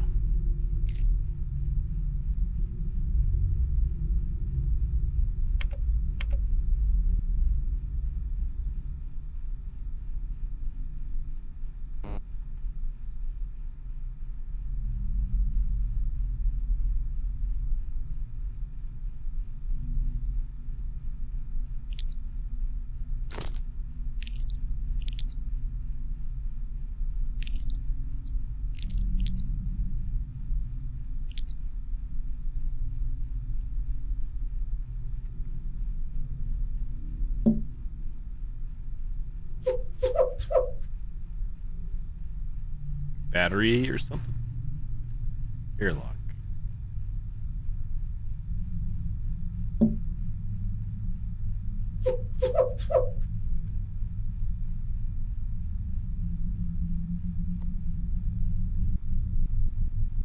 Seems like the hitboxes are weird all of a sudden in the game. I don't know why. What's going on here? Hang on, let me just check, make sure Jibber Jabby not going wild either. Screwed me up. Happened last night. That's fine.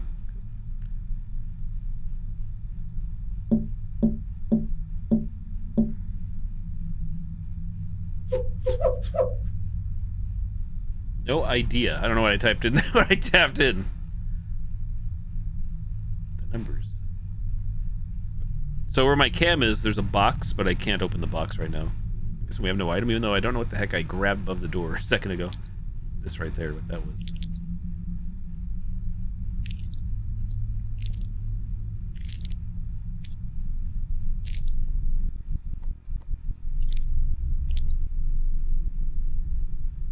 Oh, we can go back here, though. What the heck?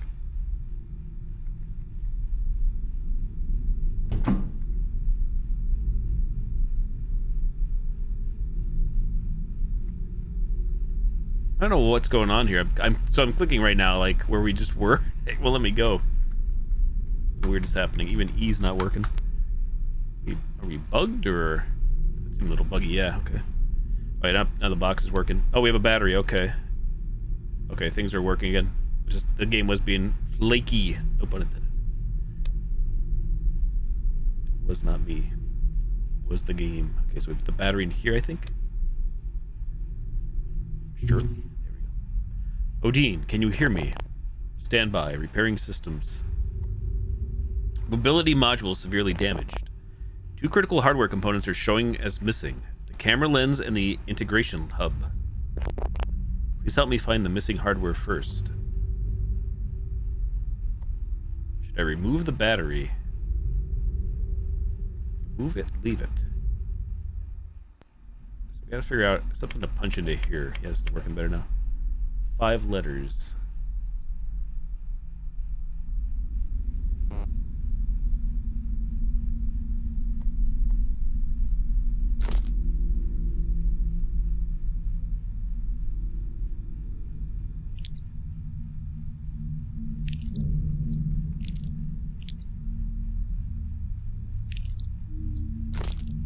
Oh, what do we grab there? What's this? Warm copper piece.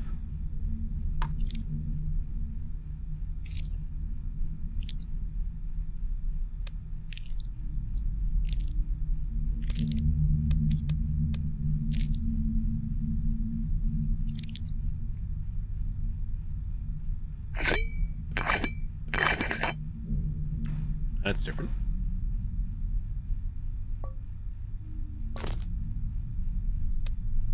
Biolab key obtained.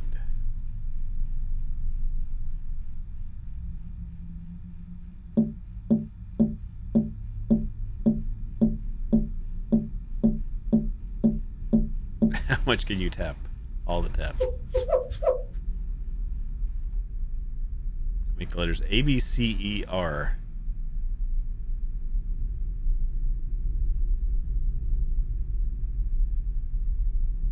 At least they might be able to do like any Morse code, but that's what the letters are showing. What should we ask? I don't know what we could do here. We have a key though.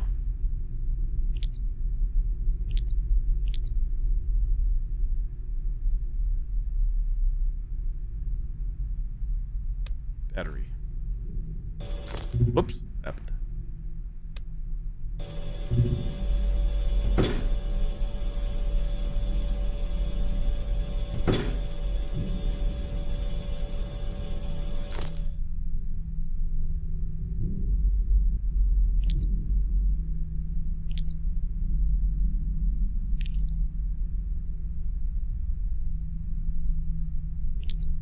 Where is there's its direction here. This biolab.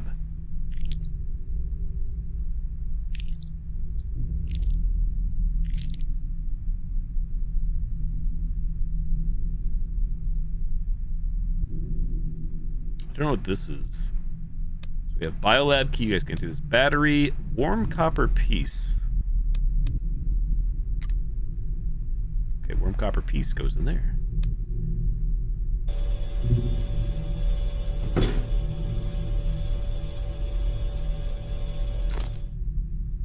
Can't remove the warm copper piece, so we have to find whatever that bottom piece is.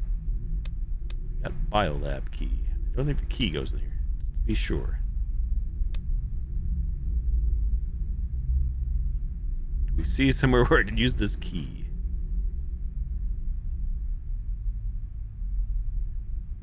It's True Demon Queen. Yep. Kind of like a visual. Now maybe here. Hold it. Hold it. Aha. Lens obtained. I think. Camera lens.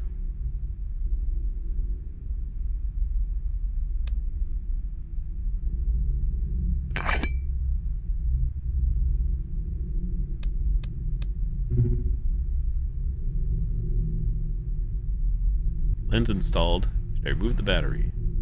Remove it.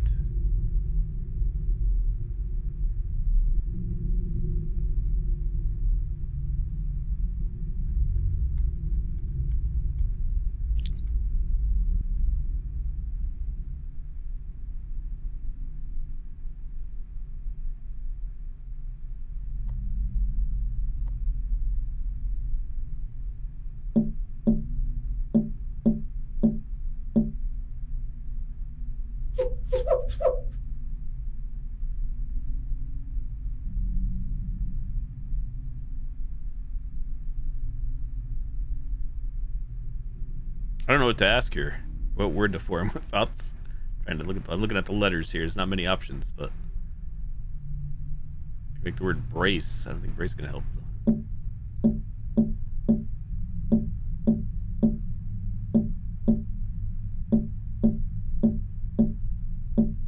Too many letters. No idea.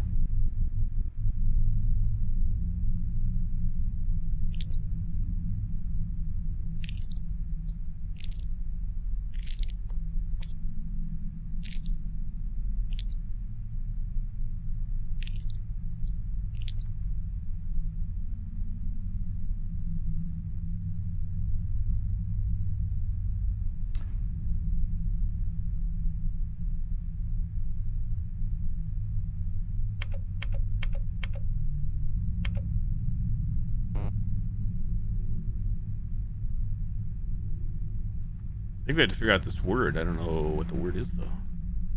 Bird is the word.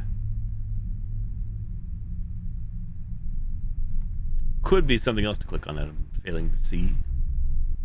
The environment.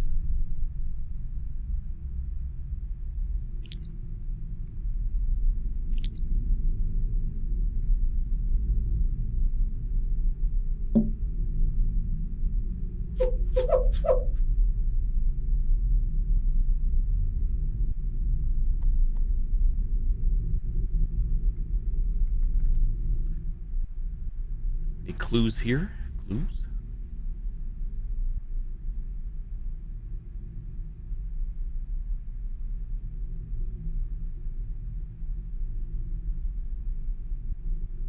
Nothing.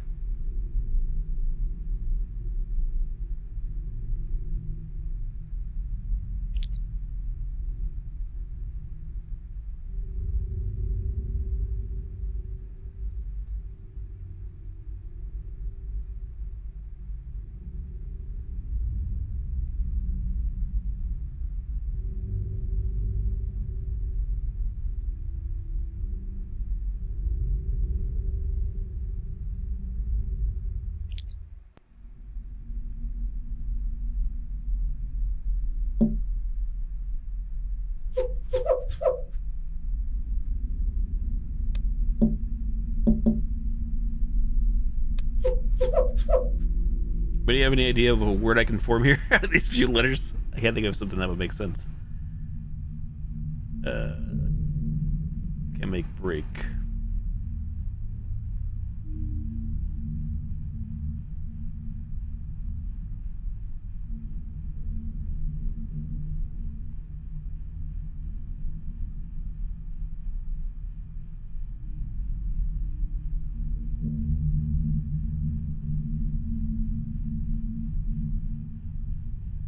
Make words, but I can't think of like what fits the context here. Hopefully, like it's not something that happened minutes ago, which it probably is because of my brain be shot for paying that much attention.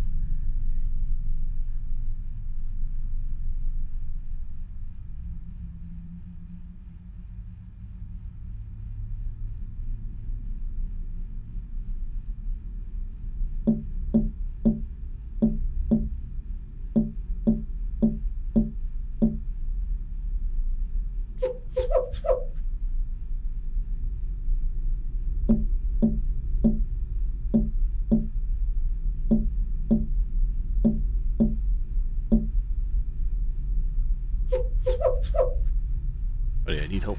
I need a code. Code Veronica. I think.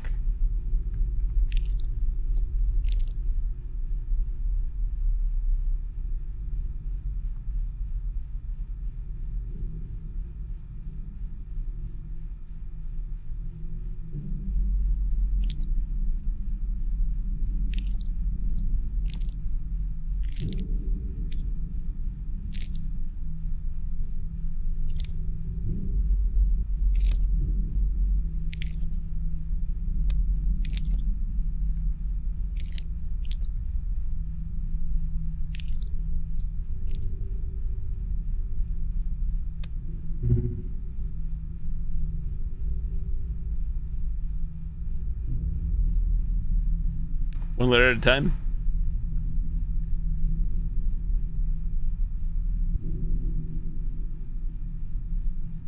I don't know.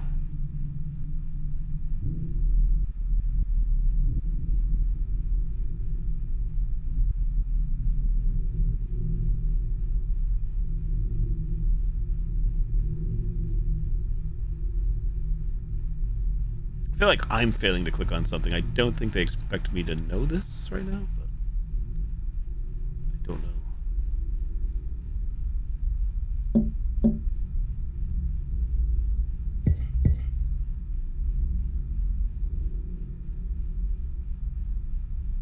Try it, Demon Queen.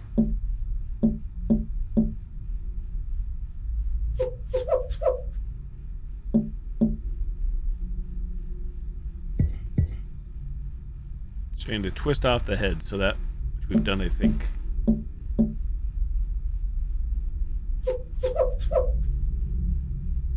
What's that? So it is giving me things. So symbols, battery.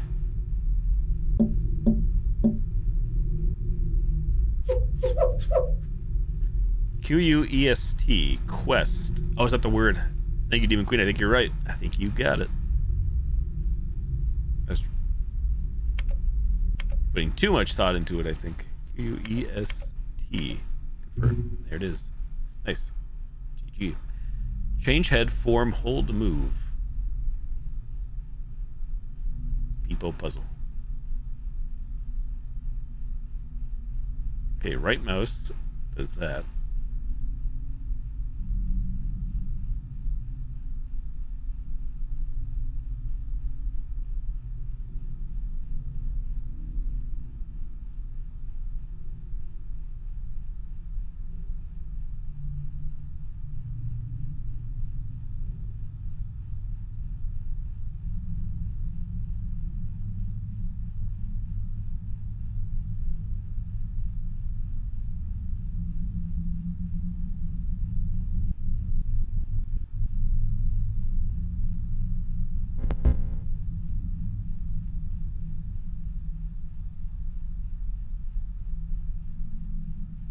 Is there not a third wire? Am I imagining things?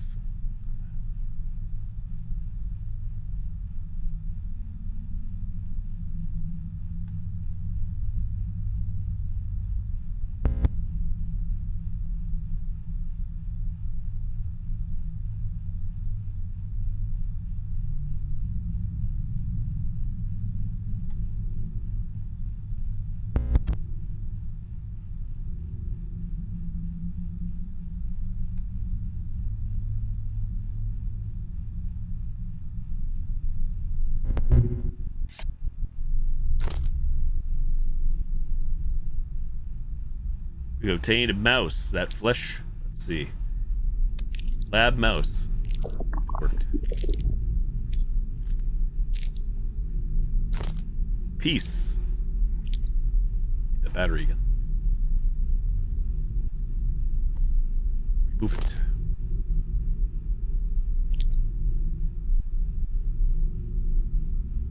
Been a while since you played a puzzle horror game. Plug that in. Wait, did I not grab the battery? There it is.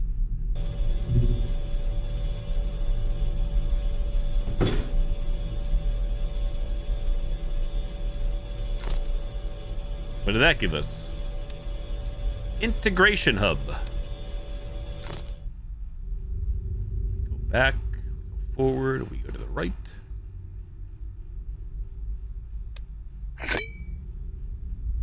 There we go. Detecting camera. Detecting integration hub.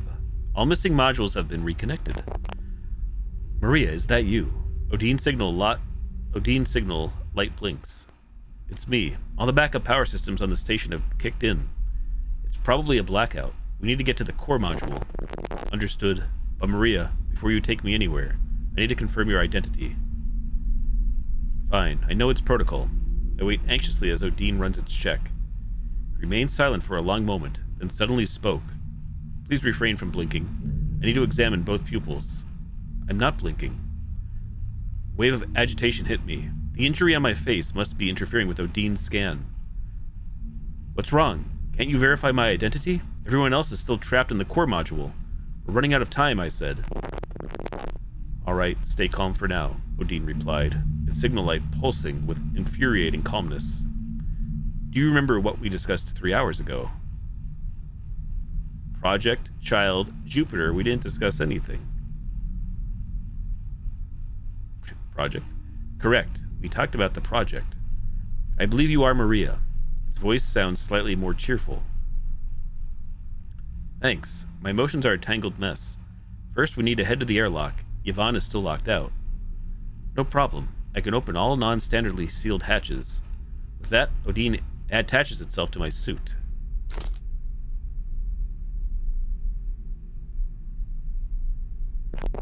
Door control access in progress. Access successful. Door unlocked. The hatch didn't open as announced. I tried to spot Yvonne in the darkness outside the window, but saw nothing. Odin rotated his camera toward the window. Something is blocking the hatch. It's jammed. All right, we'll go to the core module first, restore power, then come back for Yvonne. I let Odin reattach to my suit.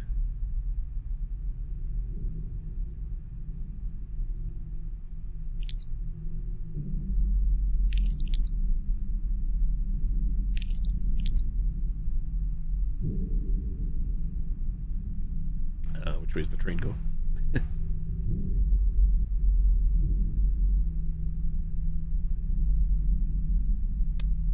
Odin in inventory.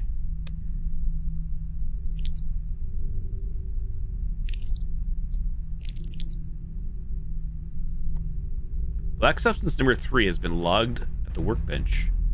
What?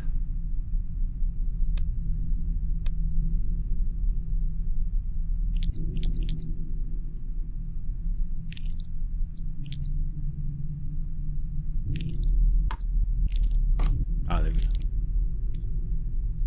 go. The hatch tore open a narrow fissure. The material's rigidity vanished, replaced by an organic pliability. Innumerable fine textures rippled outward from the fissure like clashing waves, finally coalescing into a presence that communicated through sight alone.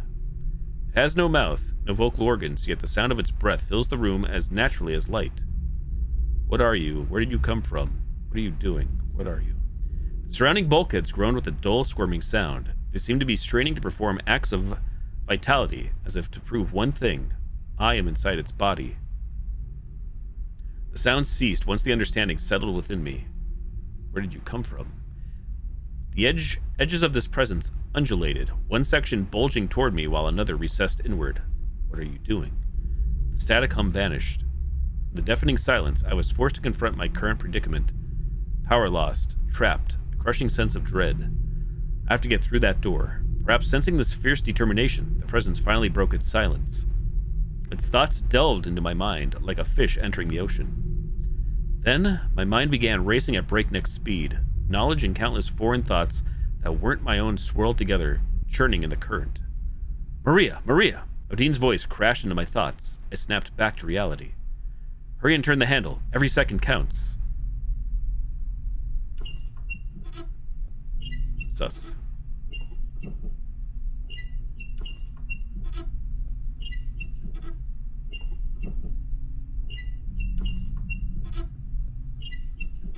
Give me a piece.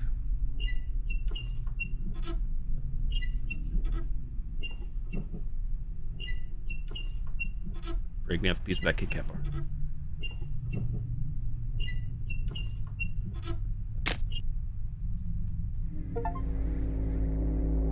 Body torn. Who was it? Achievement.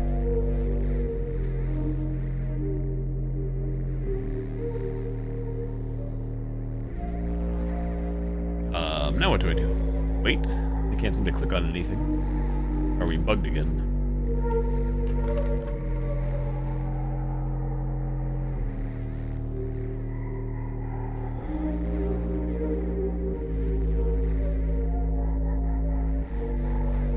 Hand icon changes there.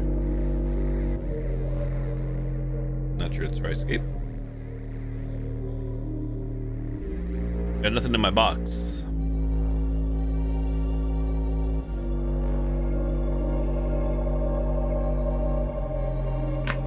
Sure what's going on. Oh.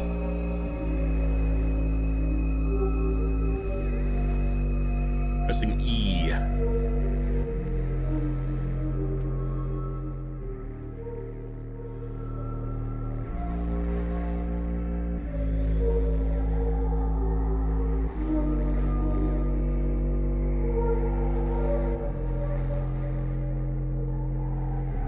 I don't know if we're bugged or not. And if I restart, I don't know where it puts me.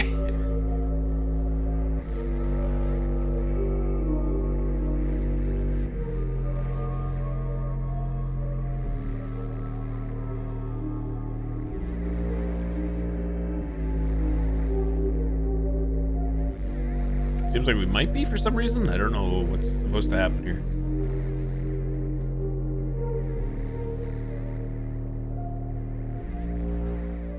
Back to menu. Note saved at my eye is injured.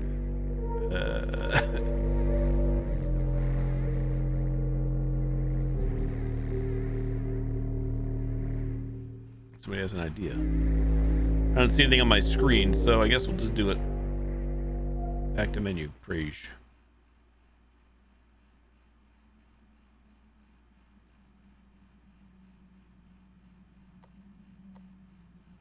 Continue.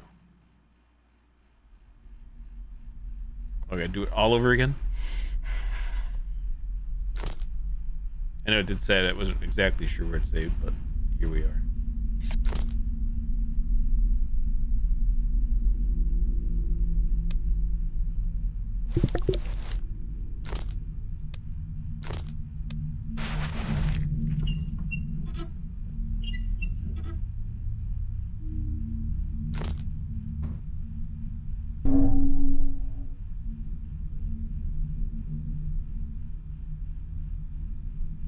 Q-U-E-S-T.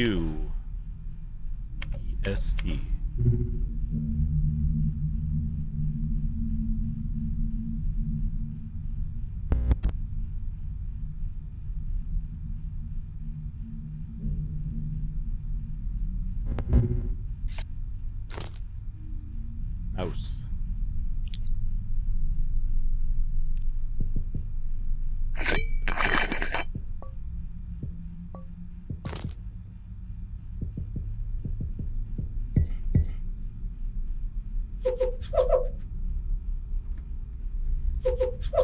It's Yvonne, I think it says. Use something. Use Morse code. Yeah, true. At least know what to do at this point. Okay.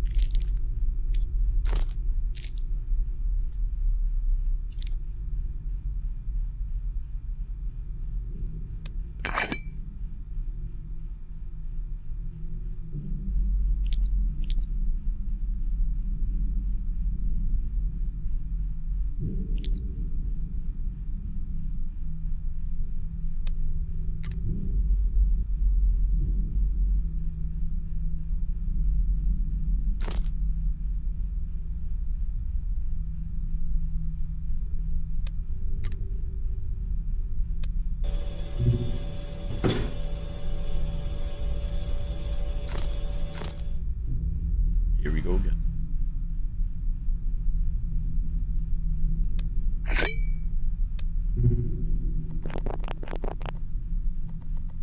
Spam through.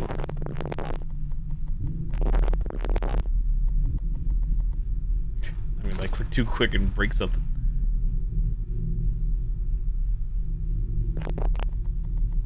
Pardon me.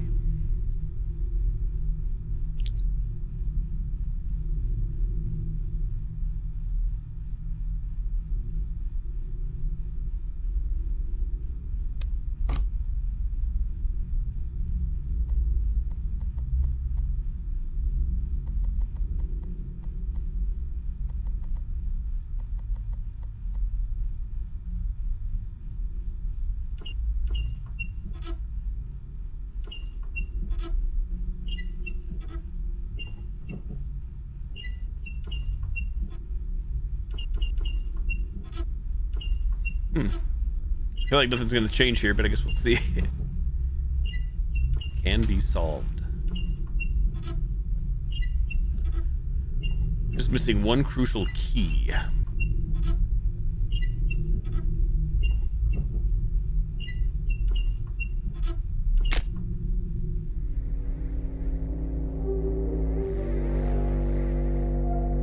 Oh no, okay, something weird did happen there. I did have to restart. Maria. I held Miss Mo in a tight embrace. Maria, you're badly hurt. She seemed to notice something inconceivable. The expression on her face slowly shifted from shock to panic. I'm fine. I forced a lump in my throat back down. Status report first. You might not believe this, but light copper is growing everywhere inside the station. We believe you. Miss Mo shifted slightly, revealing a section of wall panel behind her. Between its seams, a dark, spherical metal reflected a dim light. I drew a sharp breath. You've confirmed it too. That's light copper? Yes, and I have a bold hypothesis. Miss Mo looked at me gravely. Standard high current pulse experiments, light copper develops 1 or 2 crystallization nuclei about 5 millimeter in size, which reduce surface tension and cause softening. What do you think would happen if the entire surface of a piece of light copper was covered in crystallization nuclei? Become a fluid. Yes, and that appears to be the current situation. Miss Mo nodded. But that would require energy hundreds of times greater than a high current pulse. Makoto frowns. First, there's no sign of an energy field that large around us. Second, if something with that much energy actually hit us, the station would be dust. Hence, it's just a hypothesis. Makoto's analysis was sound. Lost in thought, I weighed Miss Mo's bold guess against it. The light copper I saw in the modules had all spilled from energized equipment. Even if there were a mysterious high current source, I doubt it would have precisely targeted just those specific areas. Those areas did share one commonality. Rarely used, never lost power, exposed to space. Exposed to space? For all in outer space? That's not the key point. The refrigerator, the animal habitat, thermal kinetic generator. These devices have been running continuously. Day after day, year after year, that energy must have long since reached levels many times greater than a high current pulse. I rubbed the bridge of my nose. Suddenly, the air filled with a low hum and the thought surged again. What if we supplied an equivalent current to light copper, but gradually in small increments? Could that also generate crystallization nuclei? I recalled the experiment in our project that we never fully carried out. That would be an excruciatingly long process. No lab has the time or funding for that. Oh, Miss Mo stared at me, her expression tightening. The station is that long process, I said. So you're saying the wiring in the station has already absorbed so much current it's covered in crystallization nuclei? Makoto asked. I met his gaze and nodded. Then, Makoto took a deep breath. The infrastructure on Earth built with light copper. We have to get this information to the ground. My eyes held an absolute resolve. The high-speed conduit had shortened the time for thought. What our project truly needed was time. Odin, is there a way? I apologize. The backup power alone is insufficient to transmit a satellite message back to Earth. The atmosphere turned ice cold. We can take the escape pod to the Mars base, Miss Mo exclaimed, smacking her forehead. We can plan our next move from there. The escape pod was near the hatch. Yvonne, I quickly asked Odin to check the hatch status. No biological signatures at the hatch. The escape pod is gone. What? The three of us spoke in unison. Yvonne took the escape pod. I felt my right eye begin to burn as well. Voices screamed in my mind, one shouting, "Impossible!" Another one crying, "What do we do now?" Then a third, white-hot with fury, cursing the cruel indifference of Yvonne. God. Oh no, Miss Mo shrieked, nearly fainting. 12 hours, the station's orbit will bring it back to the Mars base. We can hold on that long. Before Makoto could finish, Miss Mo cut him off, her voice shrill. We can't let the station return. The liquefied light copper will be drawn into the base. It'll consume everything that generates a magnetic field. All color drained from our faces.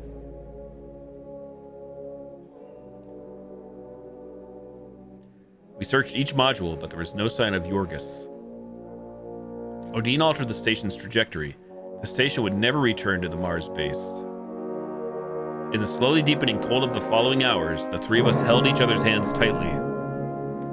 The longing for Earth, the desire to cling to life, and the rage at the deserter, all with the relentless to turn off the cosmos, slowly froze solid.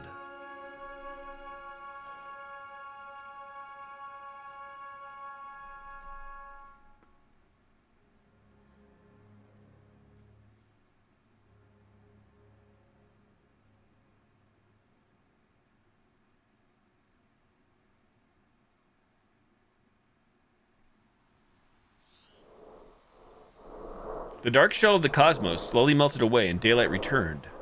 But it kept shifting, convulsing between blinding, painful light and a murky haze, its form impossible to grasp. That's when you realized you were holding something in your hand.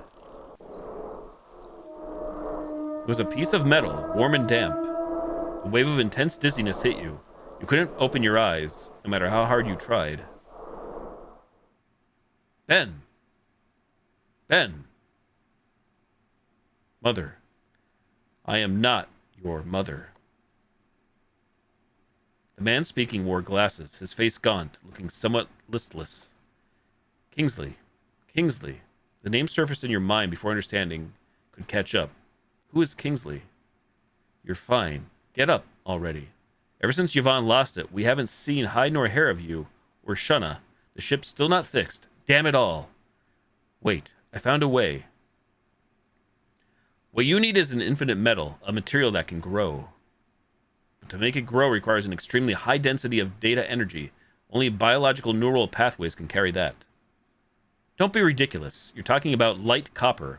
Where the hell are we supposed to get that? You opened your palm. Here. In an instant, Kingsley snatched the metal from your hand as if possessed and ran off. Profound relief washed over you, and some strength returned to your body. What just happened? My mouth kept speaking uncontrollably. Another wave of violent headache. Every sound, every stir felt like it could shatter your frayed nerves. You want to go back. No need to go there again.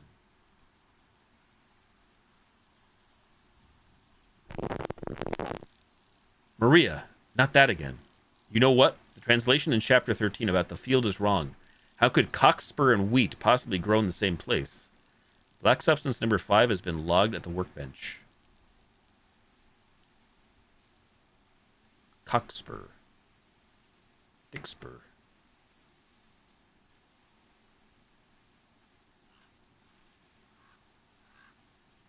Exhaustion hit you, a wave so heavy it blurred the edges of your consciousness. I think that's I clicked on too many screens, maybe. Woods, day 4.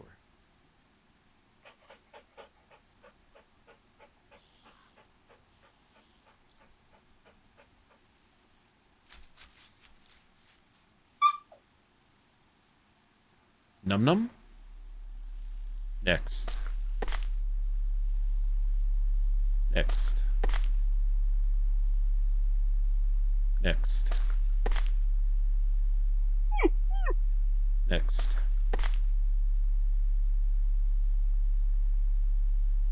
Oh, no. Don't touch my materials. You? Shove him.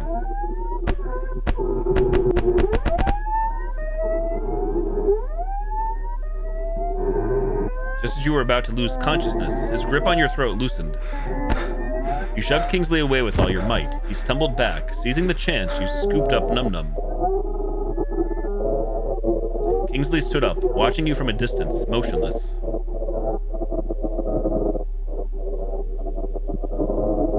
You kept backing away, eyes locked on him until his figure vanished into the gray-white mist. This lunatic. I have to get Num Num back to the cabin now.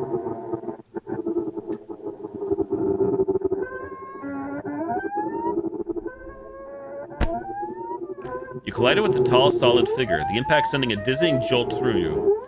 You immediately checked Num Num in your arms. Who did this? His hands gripped your shoulders, his bloodshot eyes locked on Num Num, fingers digging deep enough to bruise. Kingsley. Damn him. Damn him. I'll kill him. Jezen bent down, placed a kiss on Num Num, then sprinted off in the direction you'd come from.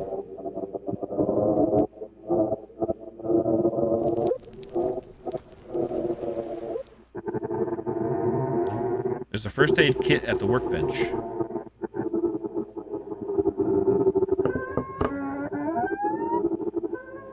carefully placed Num Num on the workbench. A feeling of frantic helplessness burned inside you like wildfire, scorching your soul, blistering it from within. Do something. Right. Suture the wound. What am I doing here?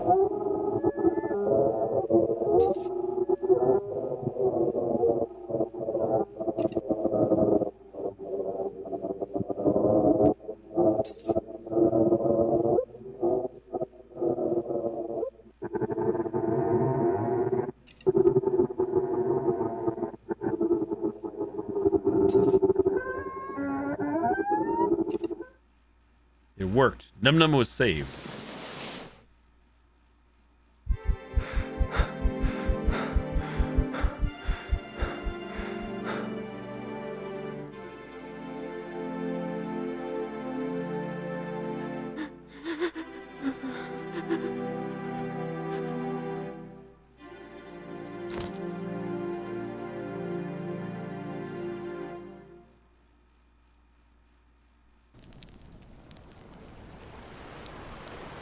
Bonfire burns fiercely.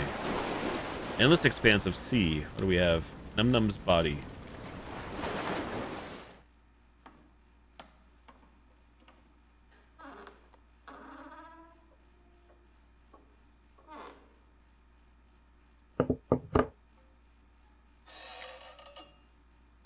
The edge of the metal casing is fused to patches of soft, elastic material.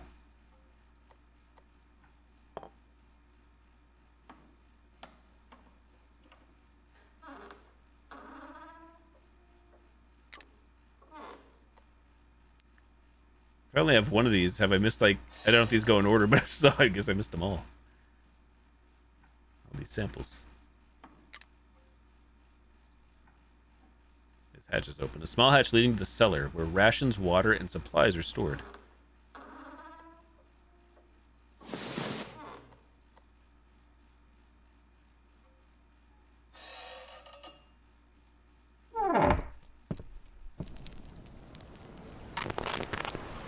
If I ever make it back to Earth, I'll kill that traitor. Black substance number 4 has been logged at the workbench. Okay. Going back.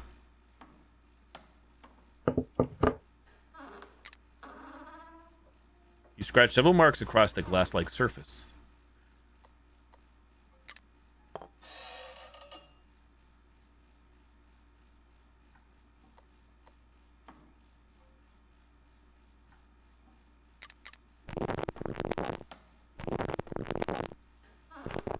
Maria, not that again. Okay, tells you what it said before.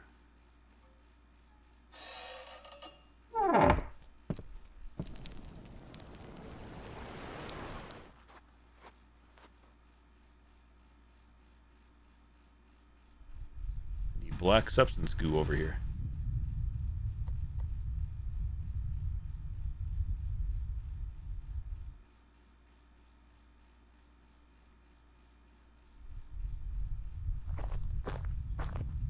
The side of the field is unsettling. The seedlings hang crooked and limp. The tip of each one dangles a shriveled, misshapen fruit. The bad seeds steal nutrients from the good ones, and in the end, none of them survive. Why does this land reject bad seeds so completely? A dry rustling of leaves. You leave the field behind. If I go back again. I end up breaking the game.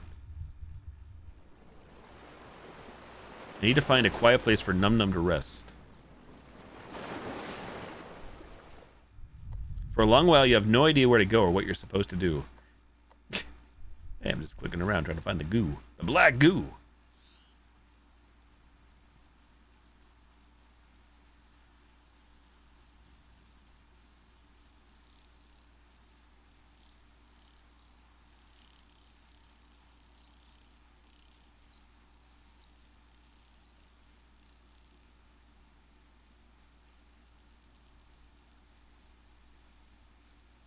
We need to go there again.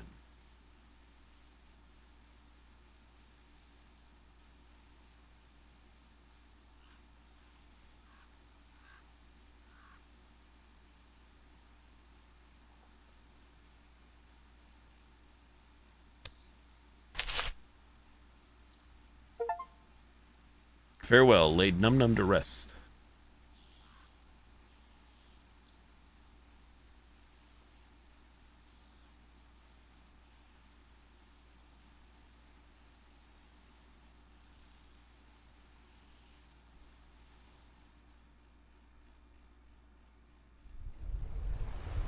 Fishing ship sits quietly in the shadows.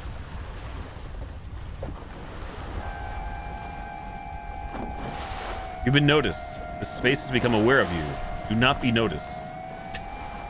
I can hide. I can slip through when it's not looking. After it appears, you have a brief window to hide before it spots you.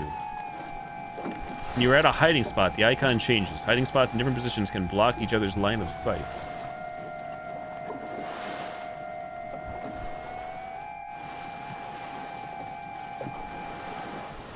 Oh, I clicked, I thought. You are caught. Restart from in front of the cave, huh?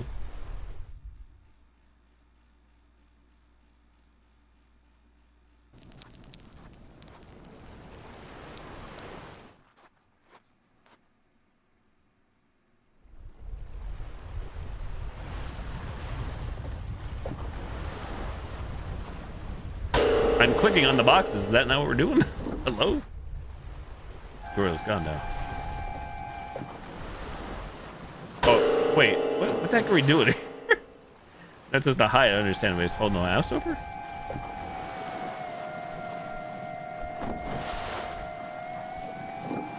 I guess just cover over?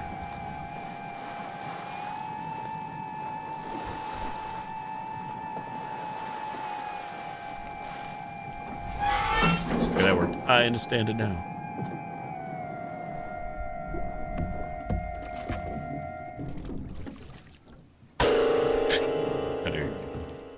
Oh boy, oh boy.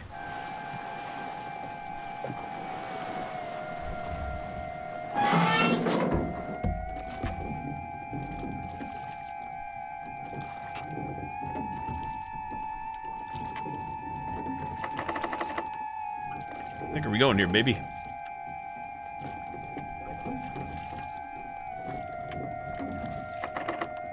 I don't have a clue. Where are we going?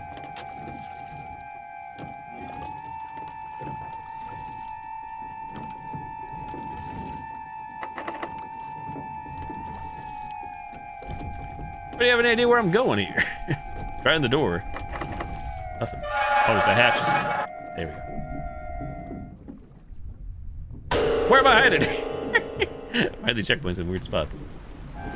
How dare you?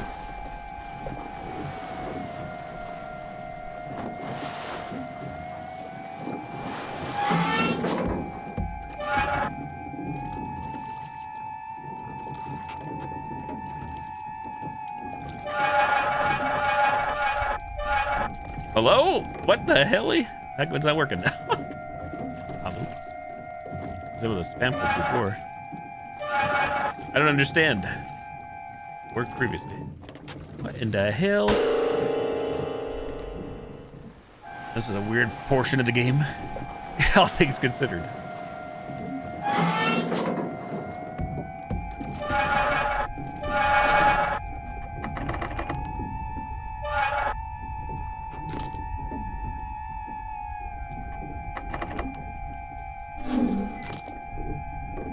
Flashlight. Engine room key.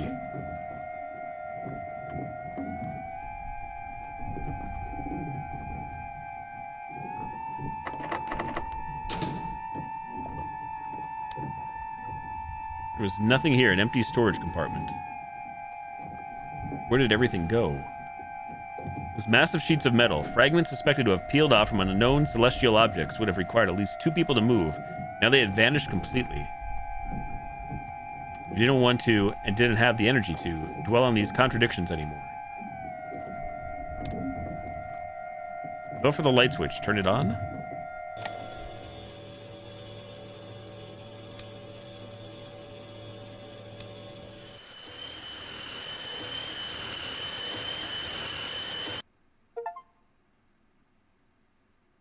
You're infected too. You are caught. Now, here we go again. Ah, shit, here we go again.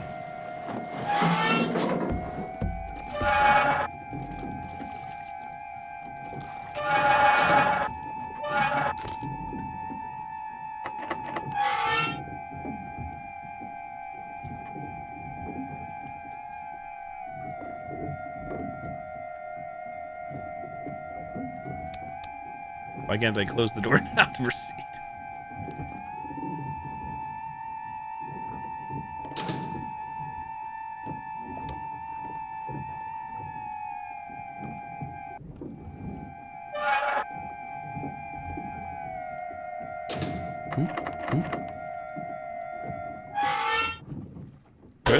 Wait, I was on the other side. Hello? Where the hell's the key? What is going on? What's going on in this town? I don't understand why there's not a checkpoint for each area.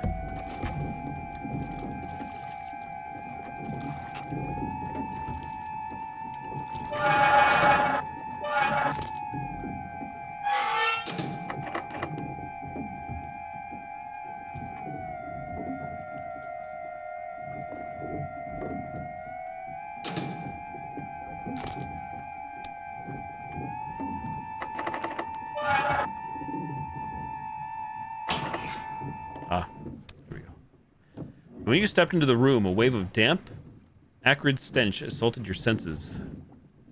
You moved cautiously inward, your boots making soft, sucking sounds on the sticky floor. Glug, glug, glug. A series of faint bubbling noises came from ahead. Your heart hammered against your ribs. Bile rose in your throat. You forced your eyes to focus, to find the source.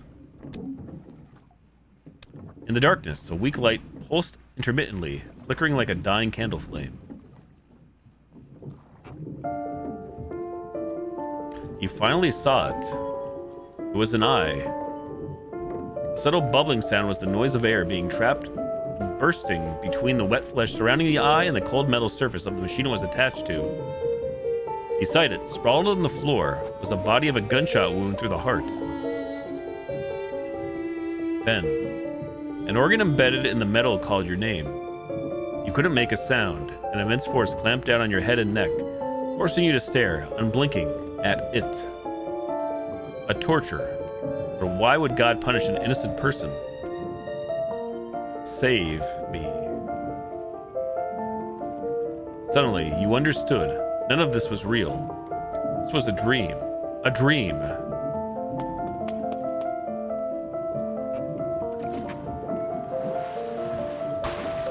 You collapsed into seawater. You longed for warmth. You remembered your mother's words. Go to the warm place.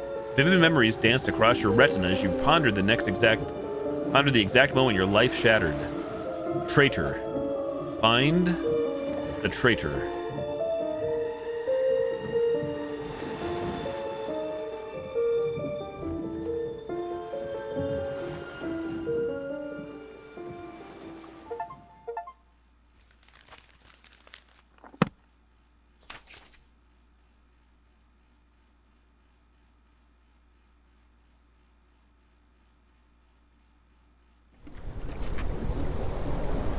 The waves are too strong. Let's go back.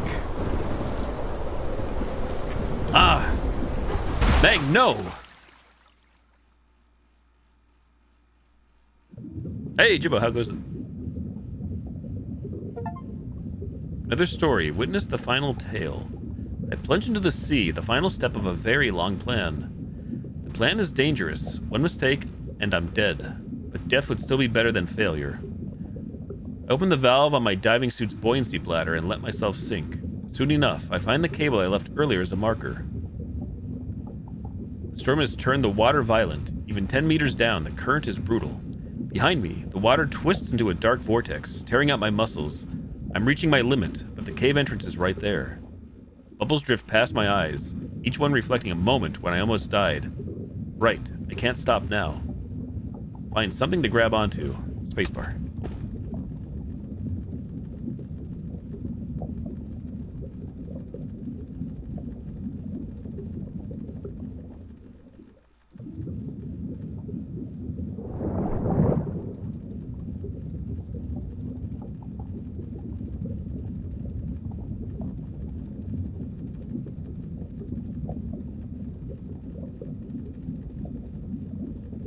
How dare you? How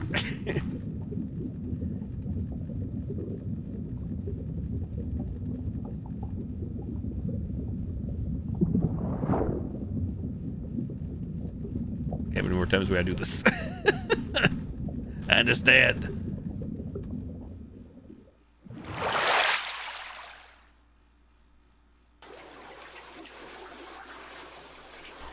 How many days was I out? I mustered every ounce of strength to haul myself out of the water pool. Hello again, secret base. I bandaged my wound and scrounged for something to eat. Rations were nearly depleted. Had to borrow some from the investigator's cabin. Check the date. They should have headed back by now. While the cabin usually kept supplies, considering no one would ever come to this island again, they might have taken everything. Had to take the chance. Busy day replaced dead monitor. Oh, dang. Busy workday, then replaying a game you're considering recommending. Oh, really? Tsunami vibes. First, solve the food problem. Where's the food problem? I'm working. I'm trying to figure out where the food problem is. In here.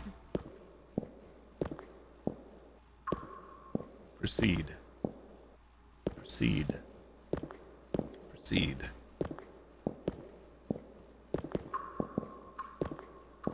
Once again, I navigated between lab tables and desks, feeling my way down the corridor. This will be the last time. This building will never see light again. Its power system is a time bomb, ready to wake the monsters sleeping here. But I'll be saying goodbye to this hellhole soon. There's light inside. I peered through the crack in the door into the main hall. The crate blocking it had to be moved. The lab's main door was slightly ajar, and light was seeping in from there. I peered through the crack into the door. Oh, wait. What made my blood run colder was the shadowy figure standing at the entrance. It stood about half a man's height, cylindrical, its surface a glossy black, studded with shreds of white fabric. I understood. Knew it all too well. I'd seen countless people die this wretched way.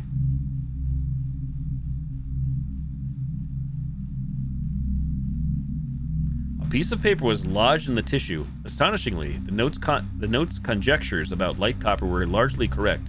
Whoever this person was in the team, they must have been an excellent scientist.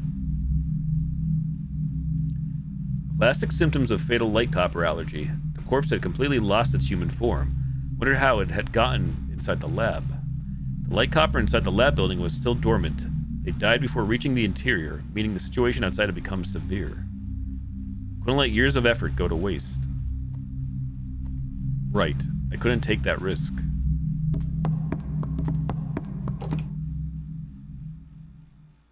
Exhausted, I leaned against the wall, ticking off the tasks ahead. The bow searchlight still isn't installed. The mechanical arm on the right needs repairs. So does the sonar unit on top. Once those were done, I need to navigate the sub closer to the waters near the cabin and look for a chance to go ashore. I grab my tool bag, with the bolt cutter and scissors inside. Time to get to work.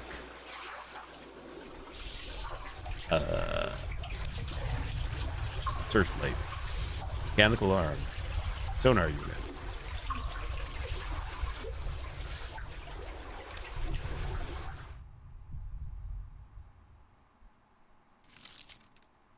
I will see you out 7 o'clock. I will see you out.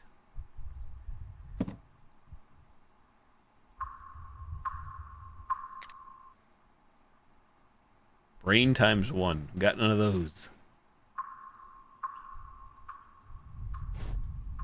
New science.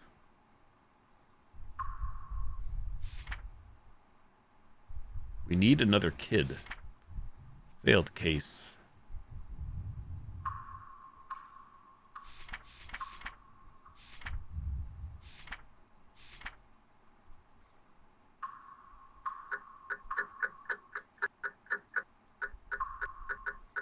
Pocket watch. The genius kid.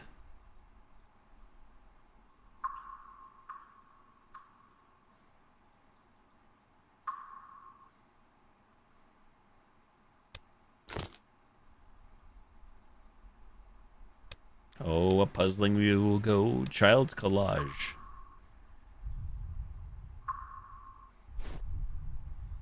Oh, what's this? I didn't see this before.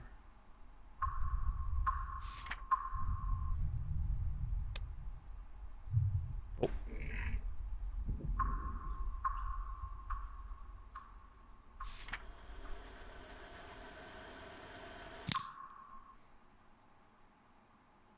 Wire cutter, bolt cutter.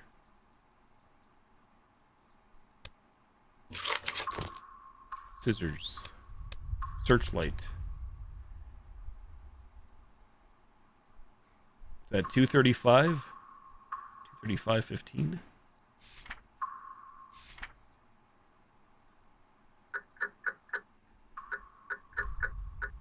It was quick.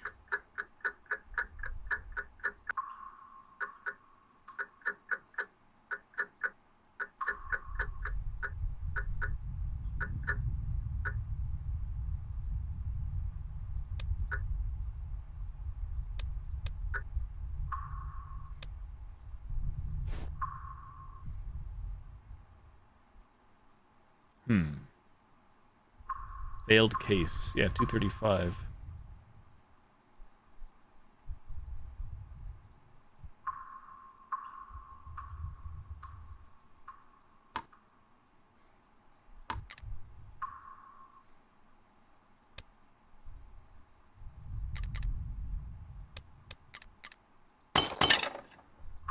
Aha.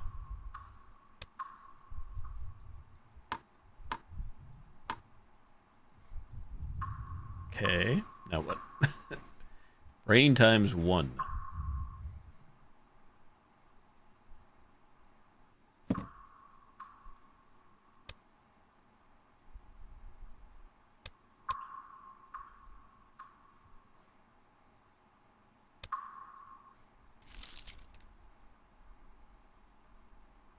Maybe we put 7 o'clock in? Is that what's going on there? The clue. Mechanical arm. Sonar unit. Back to the watch.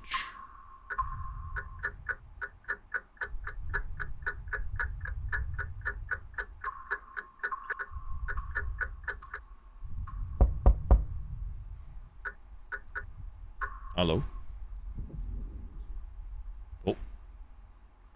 I set the camera timer and hurry to her side. Our shoulders pressed together. So, you're really leaving? I still wish you'd come with me, Meng. Her face shows determination and a hint of anger. Humanity's future needs me. I can barely meet her eyes. And what about humanity right now?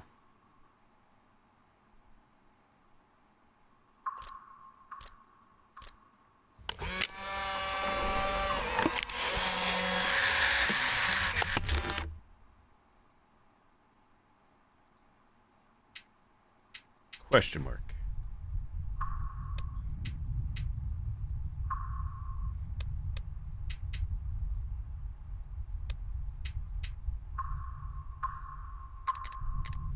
Screws. I don't have a screwdriver. I'm screwed.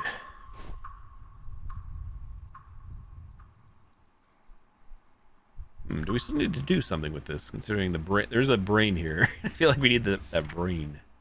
If I only had a brain. Oh, there's also a screwdriver. Hold up. Wait a minute. Ta-da.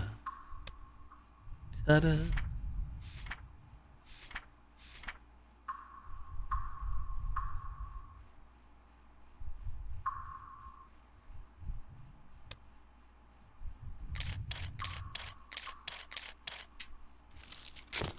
That gives us ruined photo.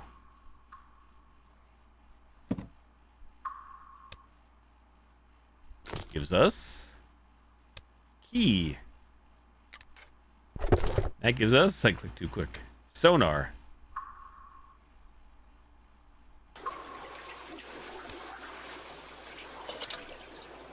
We need mechanical arm. We need to get a brain to put into this box. Insert brain here. I do believe, considering this does nothing as is.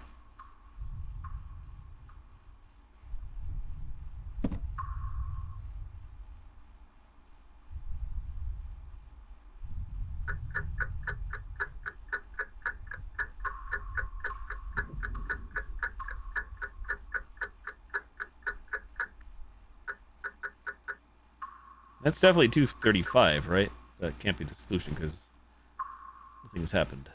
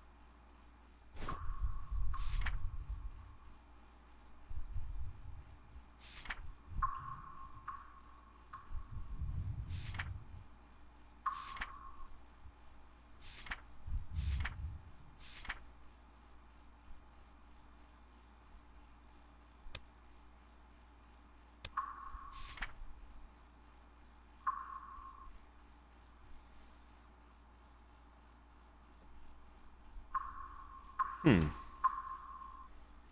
22nd, 2089. Failed case.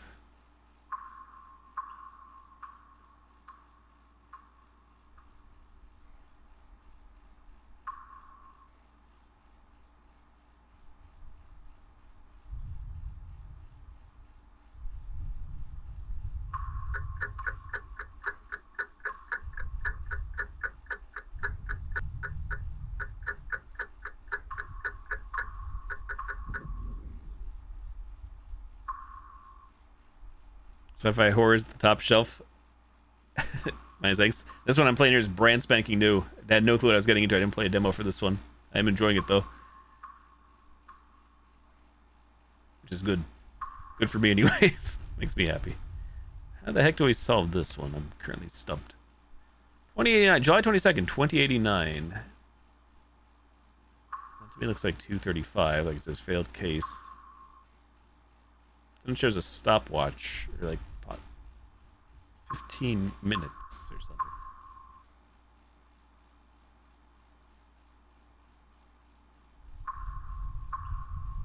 Or 15 seconds.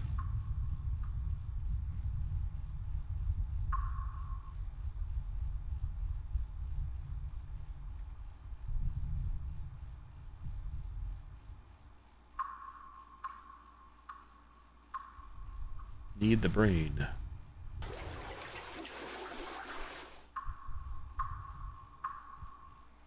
Need the brain, everybody.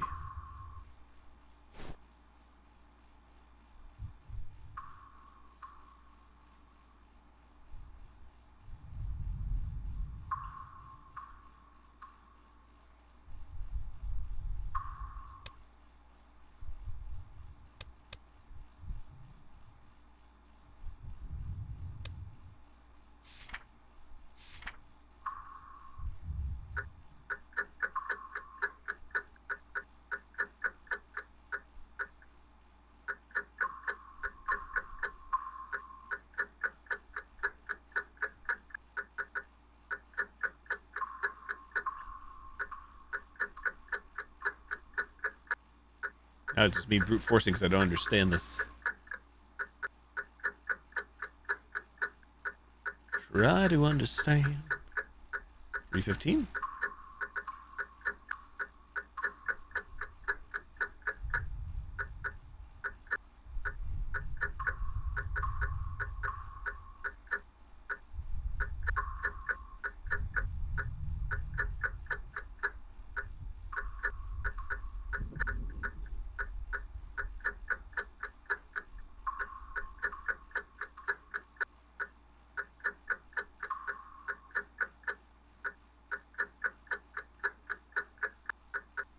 Anybody have an idea here?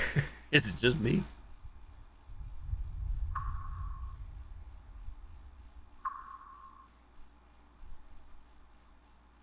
I don't know why there are the two things here. Am I missing something?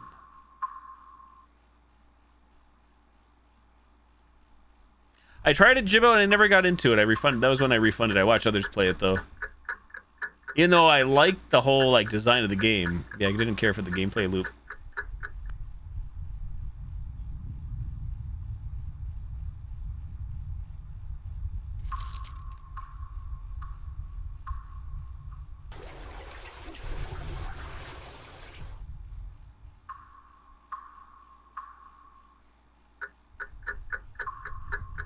Good info to know. It's true. Yeah, I did play it around the time it came out. I gave it a try. I was like, eh. Respect for what it is and everything, but not for me.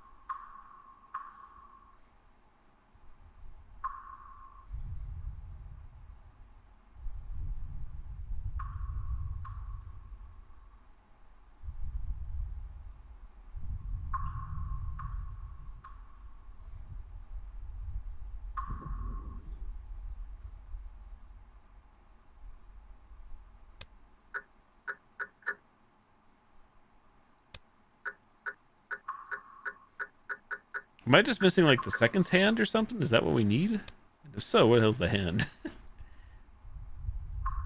Where the hell is the hand?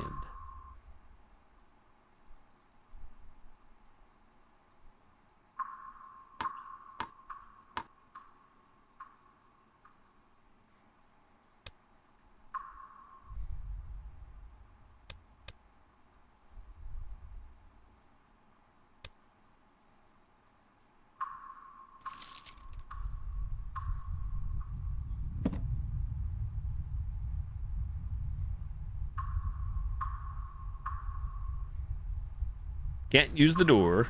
Can't click on the yellow poster.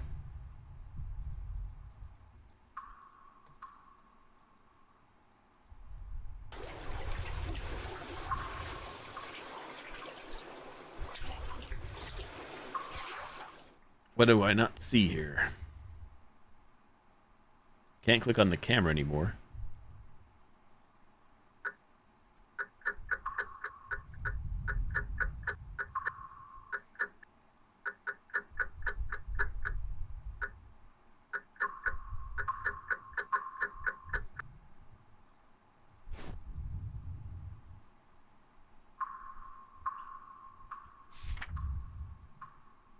So again, I still have, you guys can't see, I have a pair of scissors and I have the bolt cutters. Can I bolt cut this? Click on all the random things.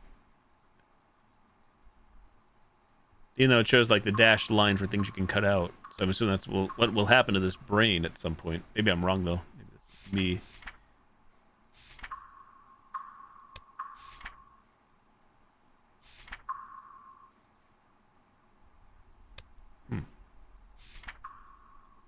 So we got the screwdriver. I put that kid here, and I don't know what that did again for us, but it did something, I'm guessing. Unless I'm missing something.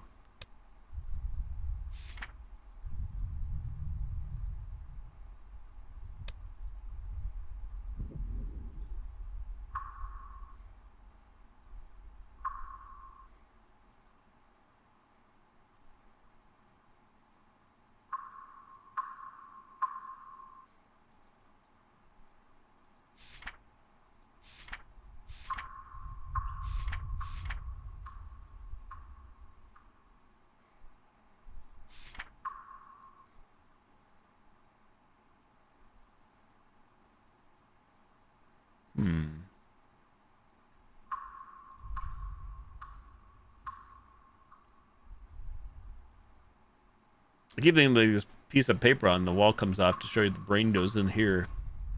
But I don't think it does.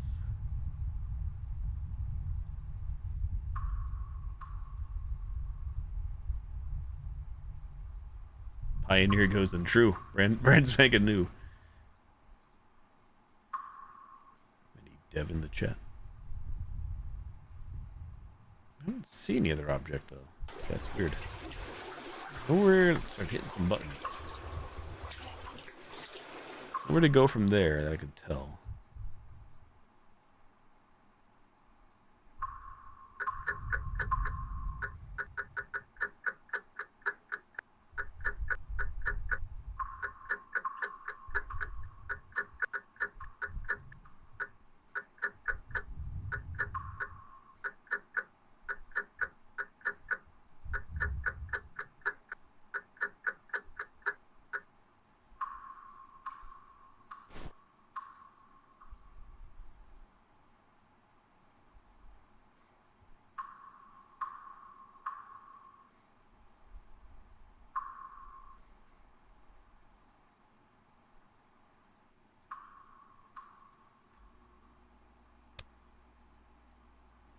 Do we like not want this failed case? But then again, what would be the not failed case? I don't really understand what they're getting at on this one.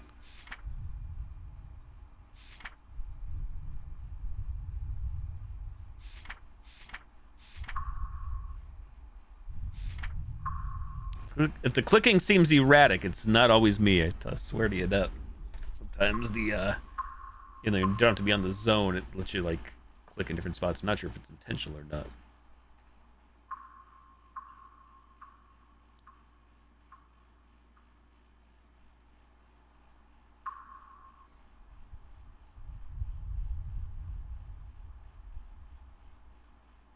Wonder why it's like yellow here and here, like orange. You notice that? If you're looking like really close in the background, like it just shows the date and then that section. So maybe that's something to do with it. Maybe not the actual hands, even though I'm not quite sure still.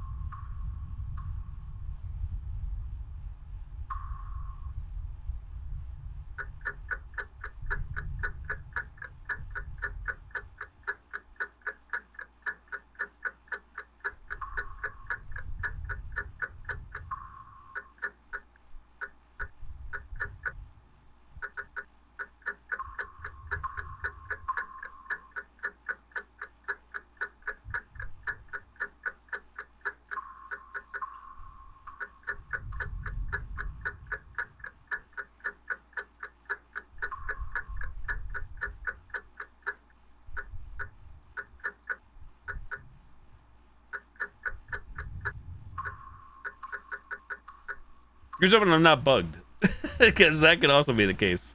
If somebody has any ideas here, let me know. I don't think everything else has worked, but we have been bugged once tonight, so that's the thing that has me worried. It's got me worried. Not that we can't reload, but it's also time to end soon. Holy moly. Where'd the time go? Quick stream.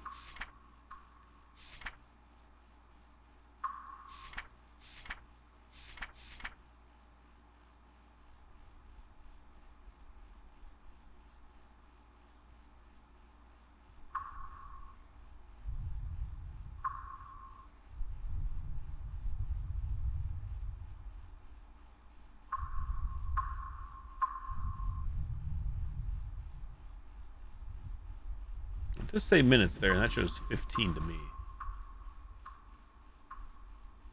Do we put on 250 maybe? 250? Did I try that?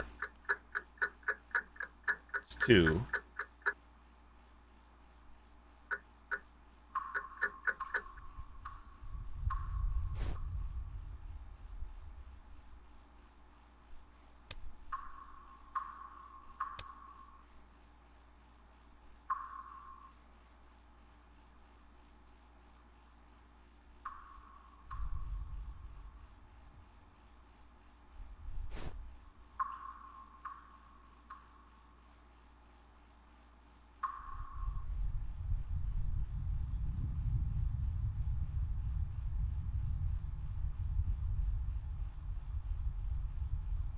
No, it's not a demo. I didn't know there was a demo.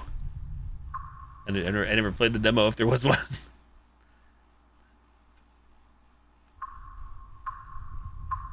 Don't know. Yeah, I gotta call it quits either way. I don't know where it's gonna put me.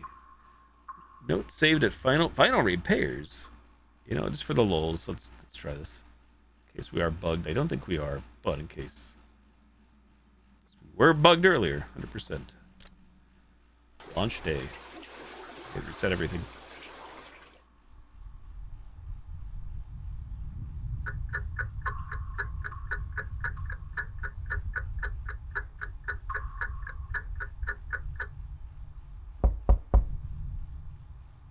That's the 7 o'clock.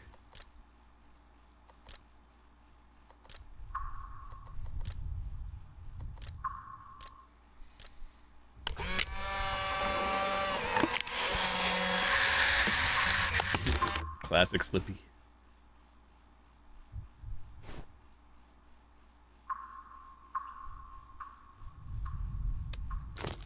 Cut you.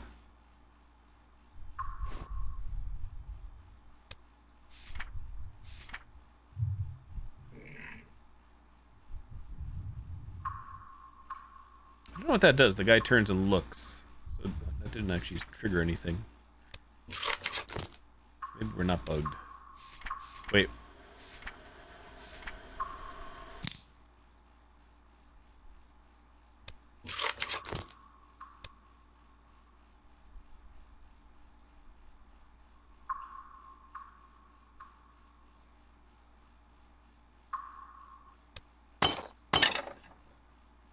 Bolt cutters.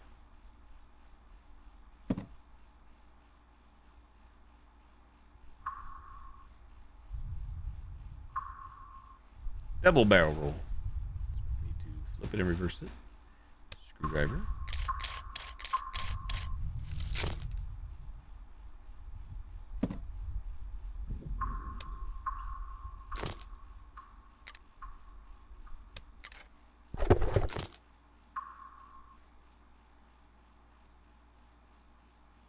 And we're back to exactly where it was.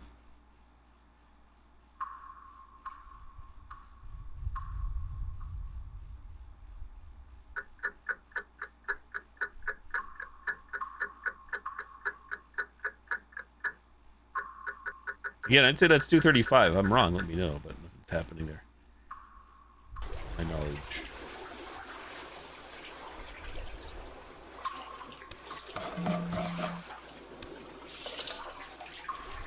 Come on, you mother. Ow! God! Same different day. Jimbo, thank you for the 100 bits. Hmm.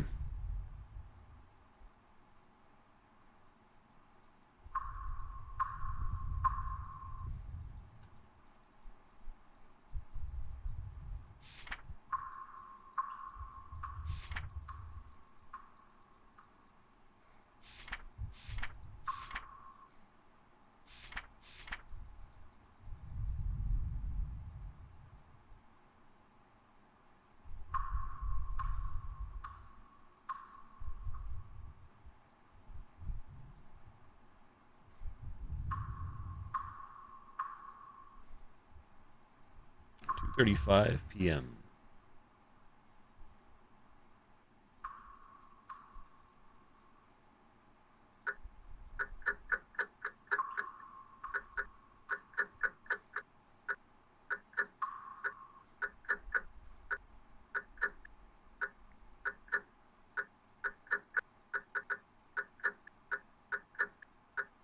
And like brute forcing at the end.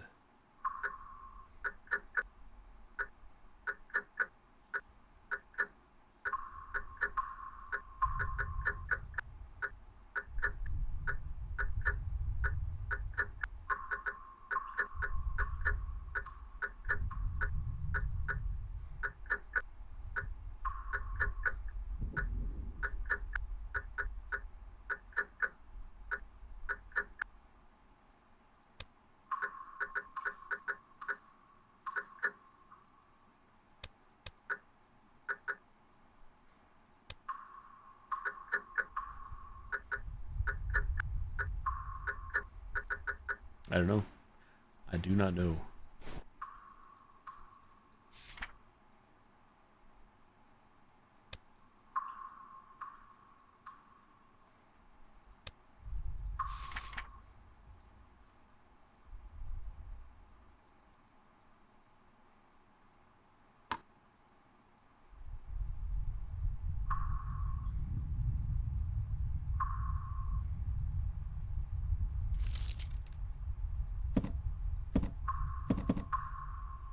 What was that? That just that's like tipped over now or something?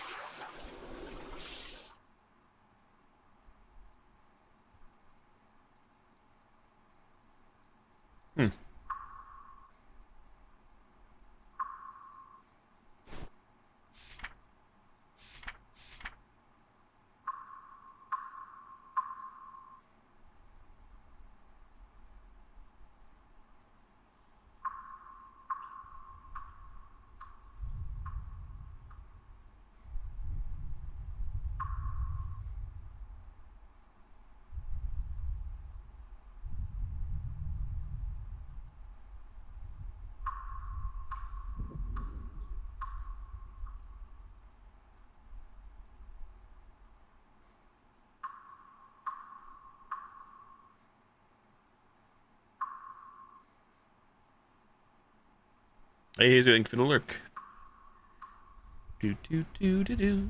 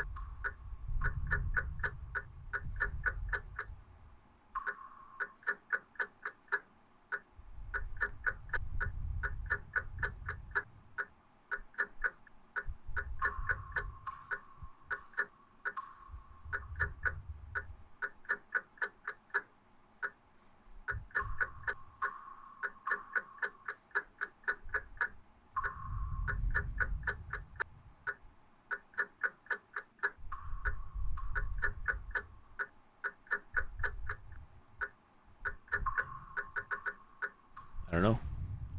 Everybody does have an idea. I'm all ears because there's really not much to do. But again, I guess I gotta call it either way. I was hoping to just get through this to see what's next. I don't know how much more is left either.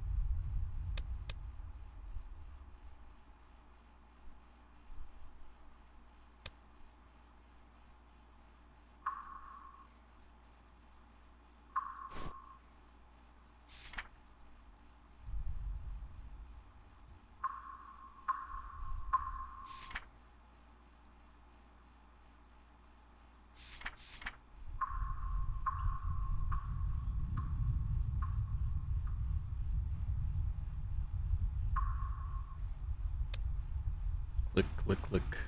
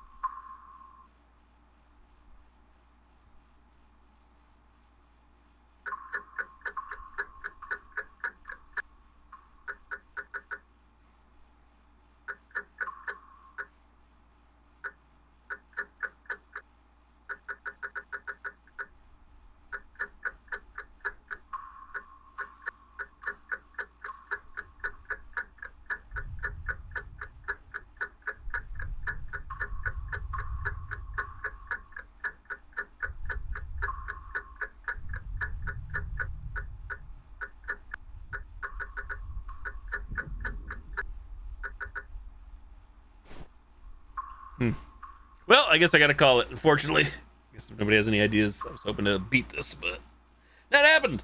Another game on the backline. Someday we'll beat some games here. Someday. All right, everybody. Thank you for the follows, views, lurks, subs, resubs, good subs, host, raid, tips, bits, likes, memberships, super chats, super stickers, dangies, blurps. I gotta go to bed again. Too many games. Not enough time, apparently. GG's. Thanks for the love and support. To be continued. I don't know. I was actually thought I know nothing about this game. I was hoping to get through it tonight in one sitting. I'm not mad about it. I just thought I'd get through it. So there's another game in the backlog. There's so many games. It's gonna drive me bananas. Need to take a week off of work to beat games. GG's. Have a great night. Take care, Jimbo. Take your chance. We'll be picking this up soon again, most likely. Along with the other games. Still not done. Night night. Bye bye. I love you guys. Thanks for watching. Thanks for hanging. Adios. Bye bye.